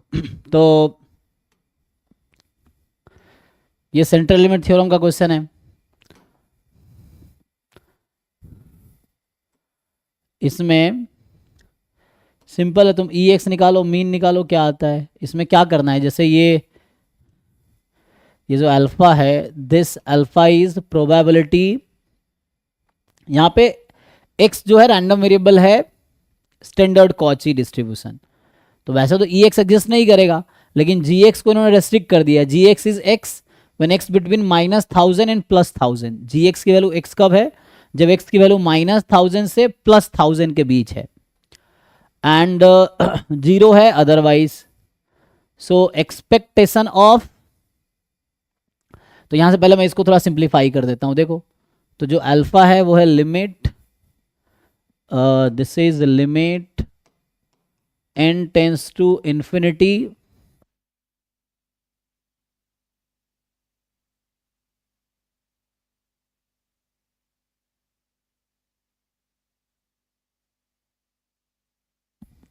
तो यहां से आ जाएगा limit n tends to infinity probability, इसको एक काम करो है ना, अभी n वाले को उधर शिफ्ट कर दो, तो ये हो गया summation g of x I more than, इसको उधर ले जाते हैं n की power 3/4 upon 2 i from 1 to n। अब सेंट्रल लिमिट थ्योरम लगाने के लिए क्या चाहिए, ये मान लो अभी के लिए t है ना, समेसन g एक्स आई, तो घटाना होगा इसका मीन और इससे डिवाइड करना इसके स्टैंडर्ड डेविएशन से, सो दैट ये नॉर्मल 0 1 बन जाए। तो पहले यहां से e ऑफ जी एक्स निकालना पड़ेगा, तो एक्सपेक्टेशन ऑफ जी एक्स निकाल लो, तो यहां से 0 आ जाता है ना, ओके, क्योंकि है ना -1000 से +1000 है x टाइम pdf, और ये pdf इसका इवन फंक्शन है और x ऑड फंक्शन है, तो ऑड फंक्शन है तो ये 0 आएगा है ना, और एक्सपेक्टेशन ऑफ जी एक्स आ गया, तो इसका मतलब है कि जो वेरिएंस ऑफ जी एक्स आएगा, क्योंकि मीन इसका 0 है, तो वही चीज होगा जो एक्सपेक्टेशन ऑफ जी एक्स का होल स्क्वायर होगा, एक्सपेक्टेशन ऑफ जी एक्स का होल स्क्वायर वही आएगा जो उसका वेरिएंस आएगा। उसकी वजह क्या है, क्योंकि मीन जब 0 हो जाता है तो variance is equal to E of x square, क्योंकि मीन तो 0 हो गया। सो अब ये निकालो, तो ये बस ये देखना है तुम्हें पॉजिटिव नंबर आएगी कि नेगेटिव नंबर आएगी, बस यही देखना है हमें।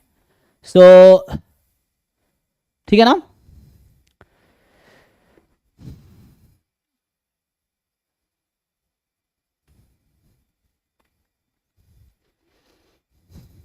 तो क्या करोगे, जी एक्स की वैल्यू x है, जी एक्स एक्चुअली x है, लेकिन x पूरे r पे नहीं है, जब x की वैल्यू -1000 से +1000 है तब जी एक्स x है, बाकी 0 है, तो हम यहां करेंगे -1000 से +1000 एक्स स्क्वायर, क्योंकि this into pdf, so 1/π into 1 + x square, और ये आपका आ जाएगा dx, ठीक, तो x square into 1/π 1 + x square dx। अब ये इवन फंक्शन है तो 2 टाइम 0 से 1000, ठीक, और ये हो गया 2x स्क्वायर अपॉन पाई, अच्छा 2 तो लिख दिया मैंने पहले ही, पाई को बाहर बुला लीजिए इस पाई को, तो बचेगा x square upon 1 + x square dx, इसको सिंप्लीफाई कर लो तो यहां से सिंप्लीफाई, हाँ तो 1 माइनस कर देंगे आप, हाँ तो यहां से आ जाएगा आपके पास variance of G X will be actually, just उसको हम 1 - 1 अपॉन एक्स स्क्वायर लिख सकते हैं, 1/1 + x स्क्वायर, 1/1 + x स्क्वायर जो है tan इनवर्स x का डेरिवेटिव है, तो इंटीग्रल tan इनवर्स हो जाएगा, तो 2/π बाहर रहेगा, 1 - 1/1 + x स्क्वायर, 1 का इंटीग्रेशन x अपर लिमिट रखेंगे तो 1000 minus 1/1 + x square tan inverse x, upper limit minus lower limit, so tan inverse 1000। अब बस ये डिसाइड करना है नंबर पॉजिटिव है कि नेगेटिव है, बताओ, ये नंबर पॉजिटिव है या नेगेटिव है, ऑब्वियसली वेरिएंस है, पॉजिटिव ही होगा है ना, नेगेटिव तो हो नहीं सकता ना, क्योंकि वेरिएंस है ना actually, so variance can never be negative, तो अभी के लिए ओके है। तो ये अभी के लिए मान लो सिग्मा स्क्वायर है, अभी मान लो इसका नाम है सिग्मा स्क्वायर, लेट्स से, हाँ ये नेम इट सिग्मा स्क्वायर, सो ये सिग्मा स्क्वायर है, और ये मान लो अभी के लिए म्यू है, ठीक, तो जी एक्स का ध्यान रखना है। अब मैं अल्फा कैलकुलेट करता हूँ, तो limit n tends to infinity probability summation of g of x i minus g x का मीन 0 है, तो समेसन जी एक्स का मीन भी 0 ही होगा, तो 0 upon root under summation g x का वेरिएंस, जी एक्स का वेरिएंस है सिग्मा स्क्वायर, यहाँ पे जो इसका नाम मैंने सिग्मा स्क्वायर रख दिया है, तो समेसन जी एक्स का वेरिएंस हो जाएगा sigma square sigma square sigma square, n time add होगा तो एन सिग्मा स्क्वायर, तो यहाँ रहेगा एन सिग्मा स्क्वायर, सेम चीज यहाँ होगी एन की पावर 3/4, ठीक है, अपॉन 2, 0 घटाएंगे तो कोई फर्क पड़ेगा नहीं, तो 0 ऐसे ही रहेगा, अपॉन तो डिवाइड करते हैं, डिवाइड करेंगे root under n sigma square से, ठीक। तो सिग्मा स्क्वायर ये नंबर है, सिग्मा बाहर कर सकते हैं। अब तुम देखो ये क्या होगा, so by central limit theorem this will be Z standard normal. तो अब आपके पास आ जाएगा alpha is limit N tends to infinity Z more than, अच्छा लिमिट तो गायब हो गया, अब लिमिट मैं पुट कर दूंगा तो हम इसकी जरूरत नहीं पड़ेगी, है ना। अब ध्यान दो, यहां रूट एन को अलग करोगे तो एन की पावर 1/2 होगी। सिग्मा अलग कर दो, सिग्मा अलग कर दो और रूट एन अलग कर दो, तो रूट एन जो है दिस रूट एन, एन की पावर 1/2 और यहाँ एन की पावर 3/4, तो एन की power 3/4 minus 1/2, 3/4 minus 1/2, 1/2 is 2/4, 3/4 minus 2/4 1/4।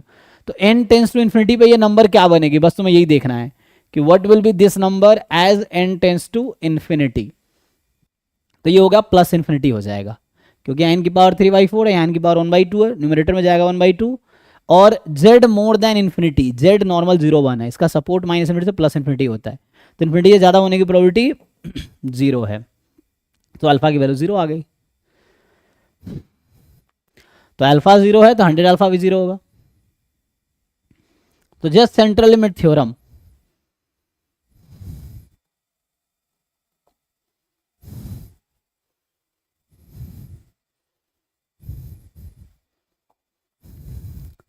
तो ये क्वेश्चन नंबर 46 के बाद 48 पूछा है ना, 48।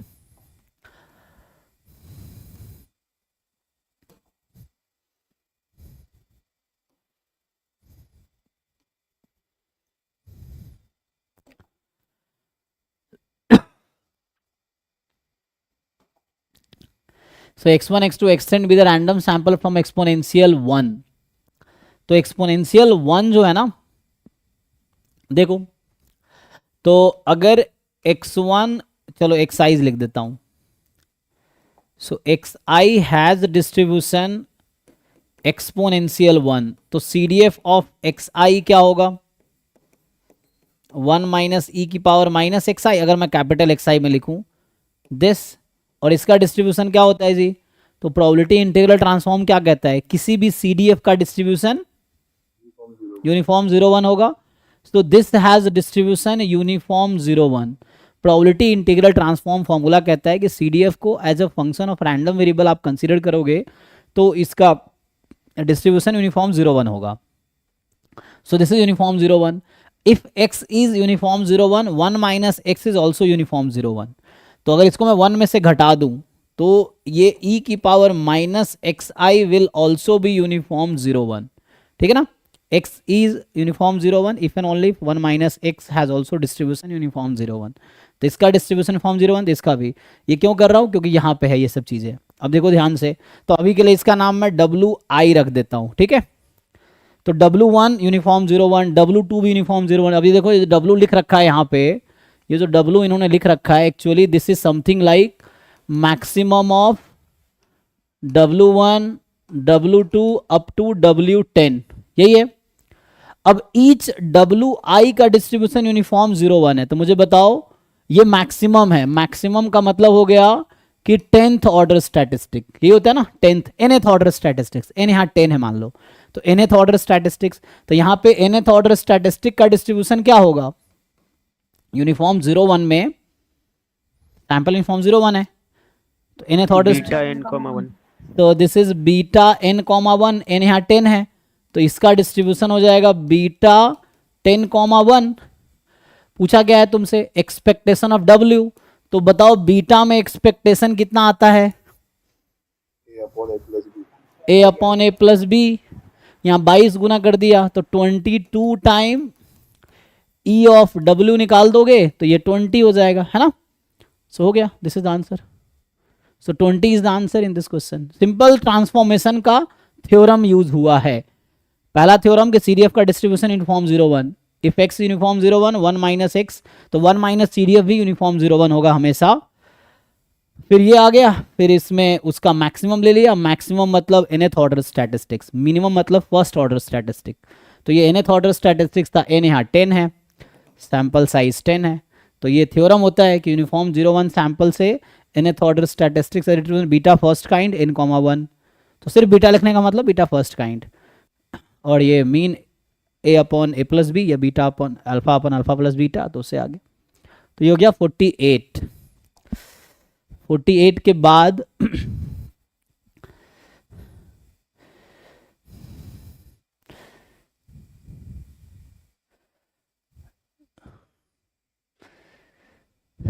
रेट लैम्बडा है तो मीन 1/λ है, ठीक है ना। तो ठीक है, अभी के लिए अगला क्वेश्चन क्या बचा, 40 to 50 में कोई और बचा है? 48 तो हो गया, 50 भी है किसी का, नहीं है ना। चलो आते हैं 50 to 60 में। तो 50 to 60 में है 54, 57, 59। सो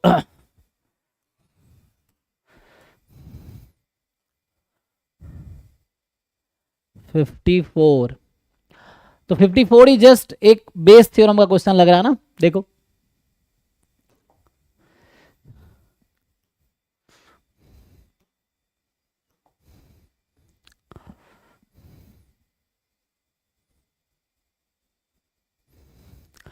ये कह रहा है 2 factories F1 F2 produce cricket bats at that are labelled, ठीक है ना।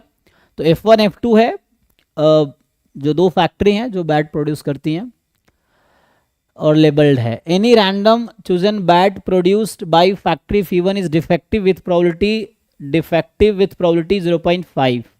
Any randomly chosen bat produced by factory F2 is defective with probability 0.1, ठीक है ना। तो फैक्ट्री F1 से डिफेक्टिव होने की प्रोबेबिलिटी 0.5 है, F2 से डिफेक्टिव होने की प्रोबेबिलिटी 0.1 है। One of the factories is chosen at random, तो हाफ प्रोबेबिलिटी हो जाएगी। उसके बाद 2 बैट्स आर रैंडमली परचेज्ड, तो पहले तो 2 फैक्ट्री में एक फैक्ट्री रैंडमली चूज हुआ तो हाफ प्रोबेबिलिटी होगी। अब उसमें से जो भी फैक्ट्री चूज हुआ उसमें से 2 बैट हमने परचेज किए, तो यहाँ पे है ना सस्पेंस है, तो E1 इवेंट होगा कि यू में टेक F1 और F2, 2 इवेंट है। देखते हैं आगे। उसके बाद 2 बैट खरीदे। Let the levels on these purchase bats be B1 and B2। अब जो बैट पे लेवल है वो B1 B2 है। If B1 is found to be defective, अब ये गिवन है, देखो जो भी चीजें गिवन है ध्यान रखना, यहाँ गिवन है, इफ बोला है ना, तो मतलब ये गिवन इवेंट है। तो B1 is event, B1 is found to be defective, then the conditional probability that B2 is also defective is। तो पहले समझो पूछा क्या है, पूछा है कि क्या प्रोबेबिलिटी है B2 डिफेक्टिव होगा गिवन दैट, तो जस्ट B1 मतलब B1 इज डिफेक्टिव समझो, है ना। तो क्या प्रोबेबिलिटी है B2 is defective given that B1 is defective, ये प्रोबेबिलिटी आपको निकालनी है एक्चुअली। तो अभी तो ये कंडीशनल प्रोबेबिलिटी है एक्चुअली, है ना। तो इसको फर्दर ओपन करेंगे तो क्या होगा, तो ये आ जाएगा probability of B1 intersection B2 upon probability of B1, यही है। So probability of B1 intersection B2 upon ये आ गया आपके पास B1। अब सोचो इसका क्या मतलब है, तो B1 इवेंट मतलब B1 is defective, B2 event मतलब B2 इज डिफेक्टिव, ये प्रोबेबिलिटी ले रहा हूं मैं। तो अभी के लिए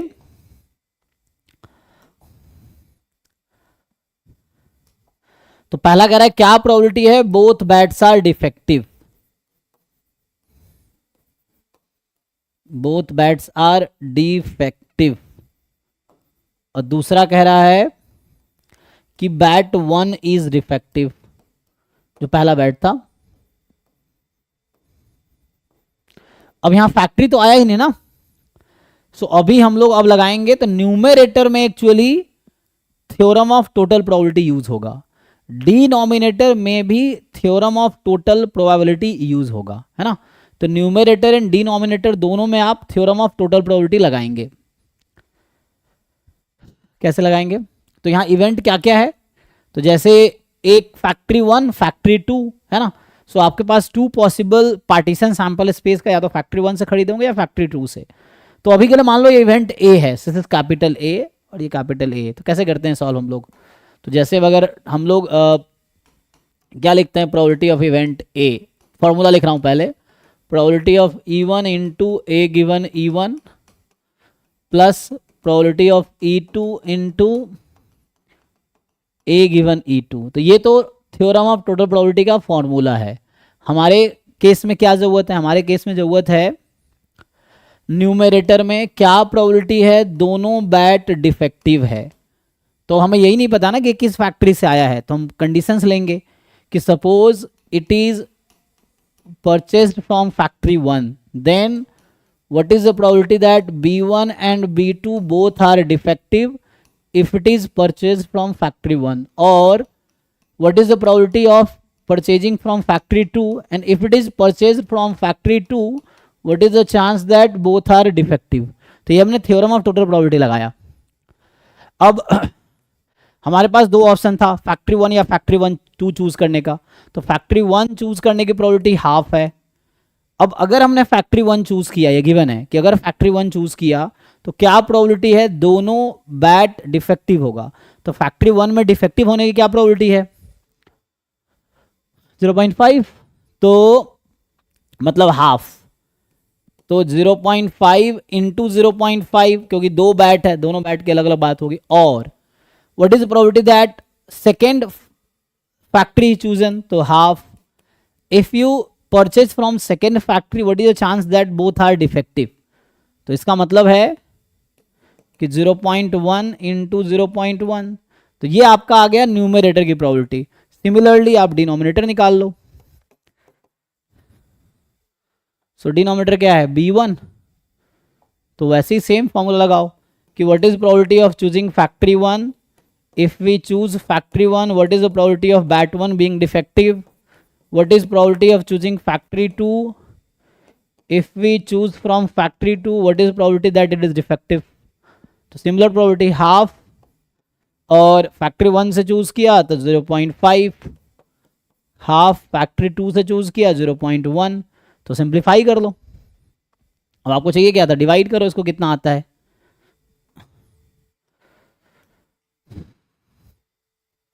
0.2। एक मिनट, तो ये आ जाएगा अपॉन 2 तो रहेगा कॉमन, एंड 5 5 25, 0.25 0.01, तो 0.26 है ना। और यहाँ पे 0.6 अपॉन 2, यही ना।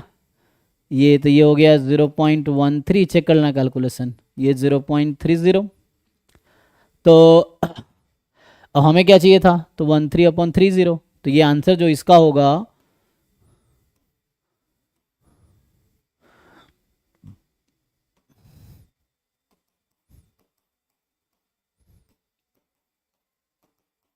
तो 13/30 आएगा। चेक कर लो, इसको डेसिमल में कन्वर्ट कर लो, कितना आता है, यही आंसर होगा 0.42। तो 343 कितना 343 433 0.433। ठीक है, तो ये आ गया। तो दो डेसिमल चाहिए तो 0.43 लिखेंगे।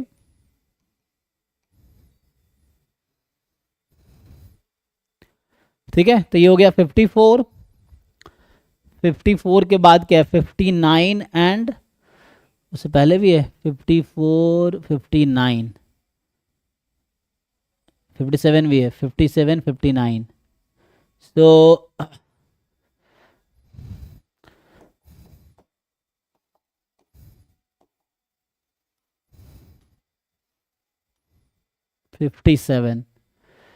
तो 57 में क्या है, सिंपल तो है भाई, तुम ट्राई नहीं करते हो जो पूछ रहे हो, क्या इसमें नया है। जस्ट सॉल्व करना कोई बच्चा शुरू करेगा तो खुद ही आंसर तक पहुंच जाएगा। ये वो लोग हैं जो सॉल्व करना शुरू ही नहीं किए हैं, क्या ही नया है इसमें। थीटा मुझे दे रखा है यूनिफॉर्म 0 2 पाई है, देख के ही डर, ऐसे देख के डरोगे तो एग्जाम में एक भी क्वेश्चन नहीं होगा, ऐसे सब छोड़ के आ जाओगे। ये है भाई, ट्राई तो करो। पूछा गया है एक्स थीटा है uniform 0 pi, X cos theta है, वाई साइन थीटा है। रो कह रहा है को रिलेशन कोइफिशिएंट है बिटवीन एक्स एंड वाई, कोई दिक्कत नहीं है। तो क्या फॉर्मूला है इसका, covariance X Y, variance X वेरिए। भाई एक एक स्टेप लिखते जाओ, जो जरूरत है कैलकुलेट करते जाओ, खुद ही आंसर आ जाएगा। ये थोड़ी क्वेश्चन पढ़ोगे आंसर आ जाएगा, ट्राई करना, कुछ सॉल्व करना पड़ेगा उसके लिए। अब इसको अलग से कैलकुलेट कर लो चाहो तो तुम इसको अलग से कैलकुलेट कर सकते हो। तो हमें क्या चाहिए, कोवेरिएंस ऑफ एक्स वाई। अगर मुझे कोवेरिएंस एक्स वाई चाहिए तो ये e of x into y minus e x e Y.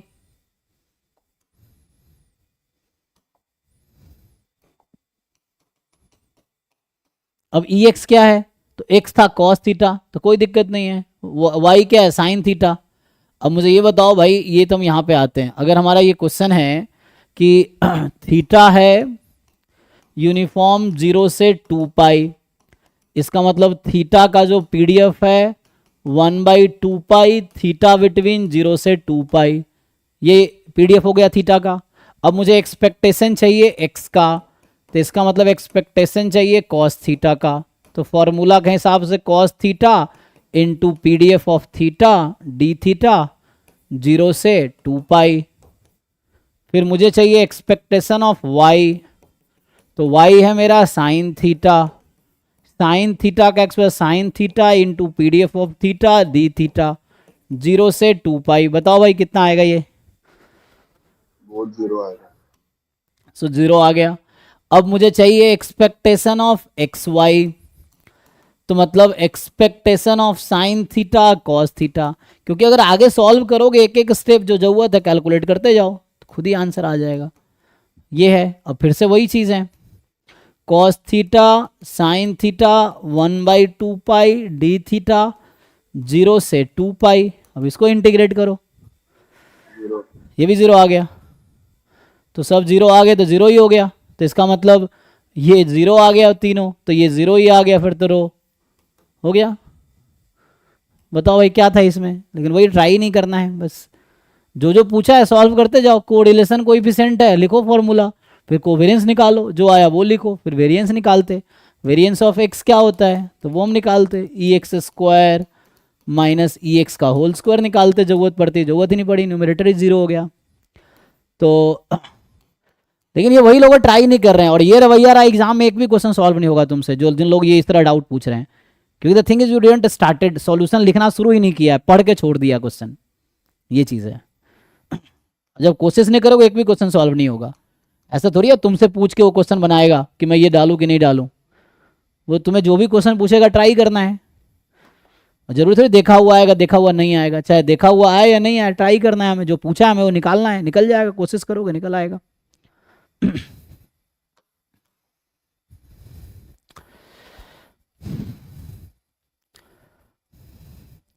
तो लास्ट क्या बच गया, 59 है ना, तो 59 इज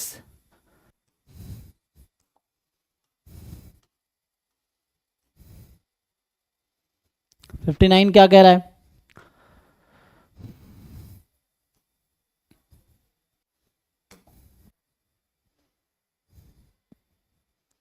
कि सपोज दैट द वेट्स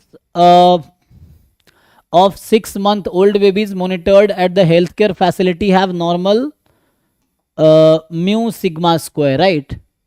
तो मतलब जो वेट्स हैं उसका डिस्ट्रीब्यूशन है normal 0 sigma square, x1 x2 x3 random sample weights of the babies. अच्छा, तो कहने का मतलब है कि x1 x2 x9 they have distribution normal mu sigma square, जहाँ पे दोनों अननोन है, ठीक है, म्यू और सिग्मा स्क्वायर दोनों अननोन है।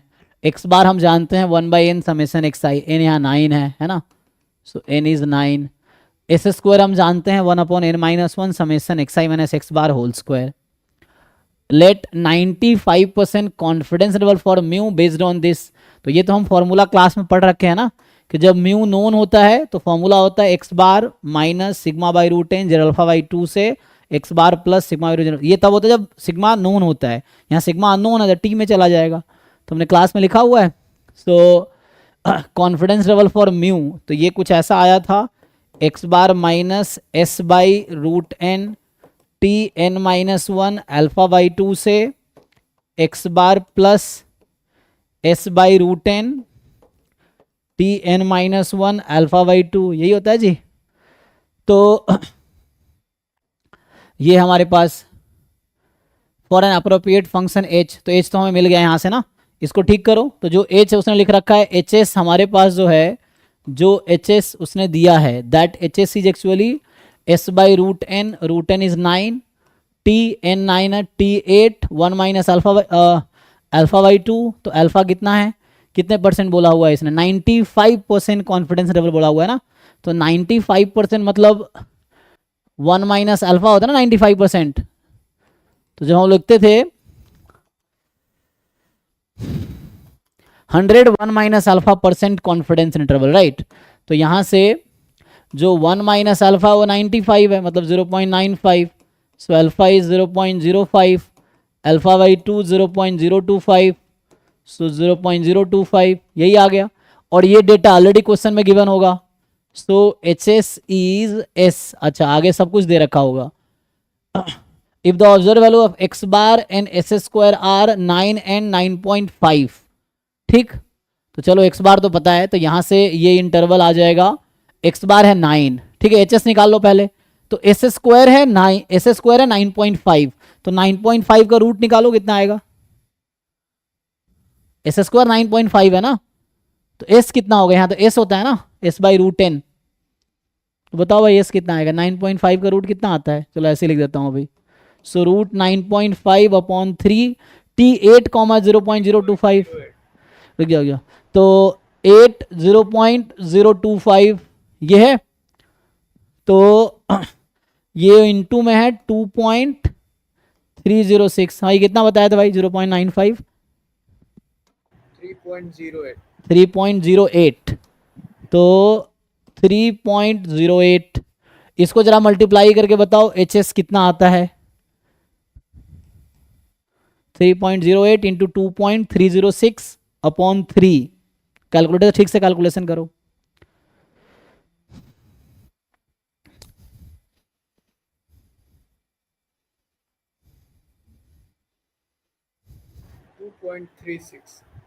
एच एस, तो ये हो गया 2.36, और यहाँ इंटरवल है x bar minus H X to X bar plus H, X bar 9 था, तो 9 हमारा इंटरवल जो आया 9 माइनस 2.36 से 9 प्लस 2.36, इसको जरा कैलकुलेट करो कितना आएगा,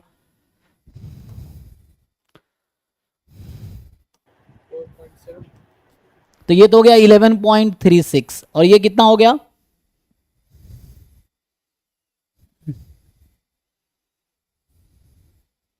ये आएगा 6 पॉइंट कितना 64, चेक करो, 9 माइनस 2.36, ये सही है, यस सर यही है। अच्छा ठीक है, तो यहां से हमारे पास ये आ गया कॉन्फिडेंस इंटरवल, पूछा क्या है अब, then width of the confidence interval is, तो यहाँ विड्थ का मतलब लेंथ ही होगा, तो लेंथ निकालो जरा, इसका लेंथ कितना है, लेंथ क्या होता है इंटरवल का, बी से सब्ट्रैक्ट नहीं कर सकते, हाँ जैसे कि वो पीछे वाले से ही 2hs निकाल देते डायरेक्ट, हाँ, वो क्या आंसर आएगा, वही बात है, कितना आता है वो 2h 4.72, हाँ तो यही आएगा, यहां से भी लेंथ निकालोगे वही आएगा, आंसर क्या दे रखा है,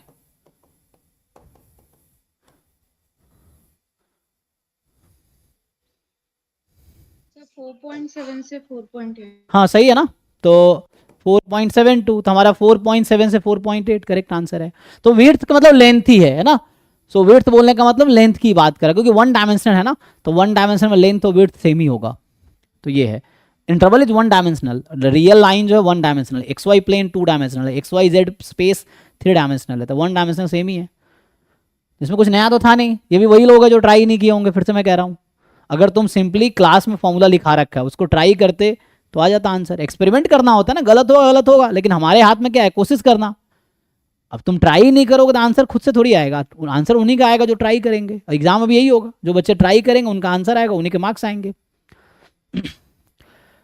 ठीक है, तो अभी लास्ट और इस क्लास में हमने 2024 के सारे क्वेश्चन हमने डिस्कस कर लिए हैं, एक बार फिर से इस पेपर को 2-3 बार सॉल्व कर लो, so that specially first time में जो क्वेश्चन तुम्हें मुश्किल लगे वो दोबारा सॉल्व करो, बाकी यू कैन इग्नोर, है ना, ये है, तो अभी आपको क्या करना है, एज सून एज पॉसिबल, जितना जल्दी, अभी जो जैम हमने स्टार्ट किया है 2024 से, ठीक है ना, ये हो गया, अगले क्लास में जैम 2023 का पेपर डिस्कशन होगा, तो ये तुम लोग सॉल्व करके आओ, रिटर्न सॉल्यूशन ऑलरेडी ग्रुप में भेज रखा है मैंने, तो उसमें देख सकते हो, हेल्प ले सकते हो। इसको एक दो बार सॉल्व करके, 2-3 बार सॉल्व करके देखो, जो क्वेश्चन फंसता है कल इसका डिस्कशन होगा।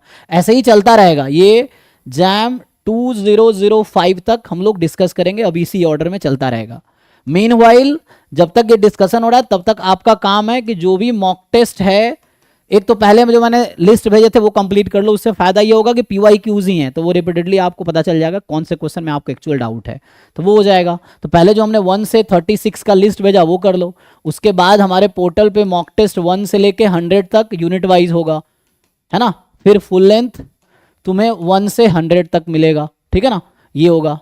तो 1 by 1 चाहो तो डेली एक यूनिट वाइज, एक फुल लेंथ, एक यूनिट वाइज, एक फुल लेंथ करते जाओ। तो जितना जल्दी इसको कंप्लीट कर लो, जितना जल्दी इसको कंप्लीट कर लो, यही फायदा है। मेन है तुम्हें अब क्वेश्चन ज़्यादा प्रैक्टिस करना है। जो क्वेश्चन नहीं आ रहा है उसमें सीखो कि कहाँ दिक्कत है, क्या कॉन्सेप्ट, वो मैं डिस्कस कर ही रहा हूँ। तो पहले मैं ये डिस्कस करूंगा, फिर ये डिस्कस करूंगा, ये भी क्लास में डिस्कशन होगा। तो एक एक अभी जैसे हमने ईयर वाइज PYQ फिक्स करके डिस्कस कर रहा हूँ, वैसे मैं पहले ही बता दूंगा क्लास में कि कल किस टेस्ट का डिस्कशन होगा। तो एक बार ये PYQ जब डिस्कस कर लेंगे तो ये भी ऑलरेडी डिस्कशन हो जाएगा, इसका अलग से कराने की जरूरत थोड़ी पड़ेगी, क्योंकि अगर मैंने ये सारे डिस्कस कर दिए तो यही सब क्वेश्चन यहाँ भी है। जो ये लिस्ट मैंने भेजे थे 36 टेस्ट का, उसमें यही क्वेश्चन हैं। तो ये अगर हो गया तो ये भी हो जाने चाहिए। उसके बाद मैं फिर ये डिस्कशन स्टार्ट करूंगा, एक बार ये कंप्लीट हो जाएगा तो ठीक है। तो इसको आप लोग अपनी जितना जल्दी हो सकता है खुद से सॉल्व करके कंप्लीट कर लो, डाउट कलेक्ट करके सॉल्व करो। सो अभी यहीं स्टॉप करता हूँ, अगर डाउट नहीं है तो। फिर रात को डाउट क्लास होगी ऐसे। हाँ जी, 60 भी डाउट है क्या है भाई 60 में? ऐसा सॉल्व किए हो या ऐसे ही देख के सोच रहे हो पूछ लेते हैं? चलो क्या है डाउट भाई बताओ। ये राहुल, तुम सॉल्व करके आओ, ऐसे ही हुआ 59 हो गया सर, 60 बता दो ऐसे ही। इससे कुछ नहीं होगा, देखो तुम हजारों सॉल्व क्वेश्चन देख लो, अगर खुद से पेन नहीं चला रहे कुछ नहीं होना है तुम्हारा, ये चीज़ है। या मैं कितने क्वेश्चन सॉल्व कर दूं, तुम्हारा कुछ बहुत ज़्यादा फायदा नहीं होना है unless you solve it yourself. खुद से भले तुमने सॉल्यूशन देख के खुद से सॉल्व किया तो अच्छी बात है, अगर तुम सॉल्यूशन देख के ये समझ गए तुम्हें आ गया तो गलत फहमी में हो तुम, ये है।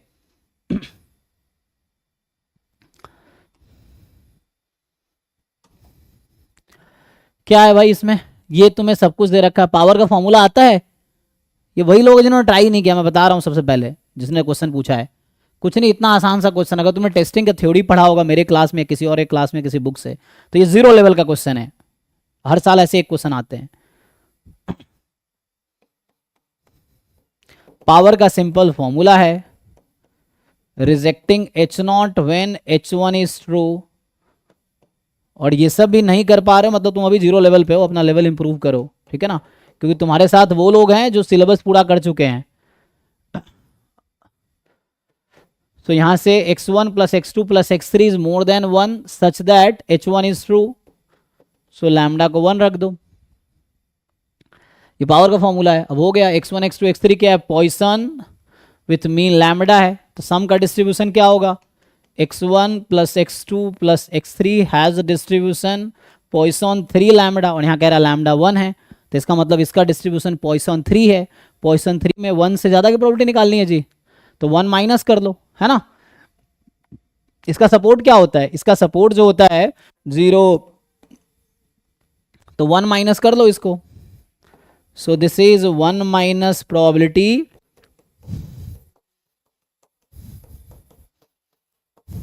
ये है, और लेस देन इक्वल टू 1। इसका कुछ नया नाम रख दो, एक काम करता हूं, इसका नाम मान लो टी रख दिया अभी के लिए, है ना। तो टी ये है, टी पॉइसन 3 लैम्डा, लैम्डा 1 है तो पॉइसन 3 हो गया। तो अभी के लिए मैं ऐसा रख देता हूं 1 माइनस प्रोबेबिलिटी, इसका नाम टी रख दिया। तो टी बराबर 0, टी बराबर 1, क्योंकि इसमें t less than equal to 1 है तो 0 1 ही होगी। अब पॉइसन 3 है, टी का डिस्ट्रीब्यूशन क्या है? टी इज पॉइसन 3, पॉइसन 3 में क्या आएगा? पीएमएफ। तो यहां से आ जाएगा 1 माइनस ई की पावर माइनस लैम्डा, लैम्डा की पावर 0/0 फैक्टोरियल, ई की पावर माइनस लैम्डा, लैम्डा की पावर 1/1 फैक्टोरियल। स्पेशली इसको फॉर्मूला ही नहीं पता होगा जिसने डाउट पूछा है या ट्राई नहीं किया होगा। इसमें क्या ही है, ई की पावर -3 कॉमन ले लो, तो 1 - 4 ई की पावर -3। कैलकुलेटर यूज करो, डेसिमल में निकाल लो आंसर, ये आंसर है, ऑलरेडी सॉल्व है ये, तो इसमें क्या डाउट है तुम्हें भाई?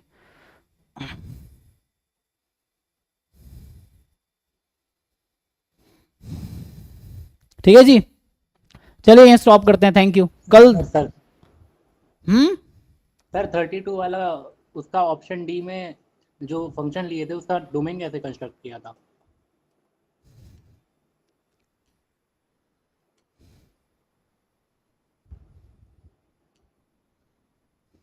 सर स्टार्टिंग में ही पहला सवाल लगवाए थे जो क्लास के। तो तुम थे नहीं क्लास में? नहीं था सर, उस टाइम पूछा नहीं मैंने, यही वाला था। हाँ, कैसे कंस्ट्रक्ट किए थे? x2 यहाँ जो ये x1 ये x2 ये इंटरवल ले लिया था। डी वाले में हाँ भाई, डी वाले में ये जो बी और सी में जो आया है ना, उसी को हमने इंटरवल कंस्ट्रक्ट कर लिया था।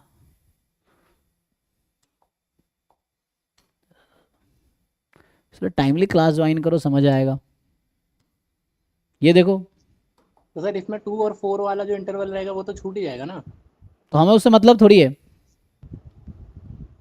हमें उससे कोई मतलब है छूट जाएगा तो? कैसे छूट जाएगा मुझे ये बताओ। तो मुझे ये बताओ x1 कहाँ से कहाँ के बीच का नंबर है? 0 से 2 का। फिर कोई नंबर बताओ, 0 से 2 के बीच का कोई एक नंबर बताओ, फिक्स करो।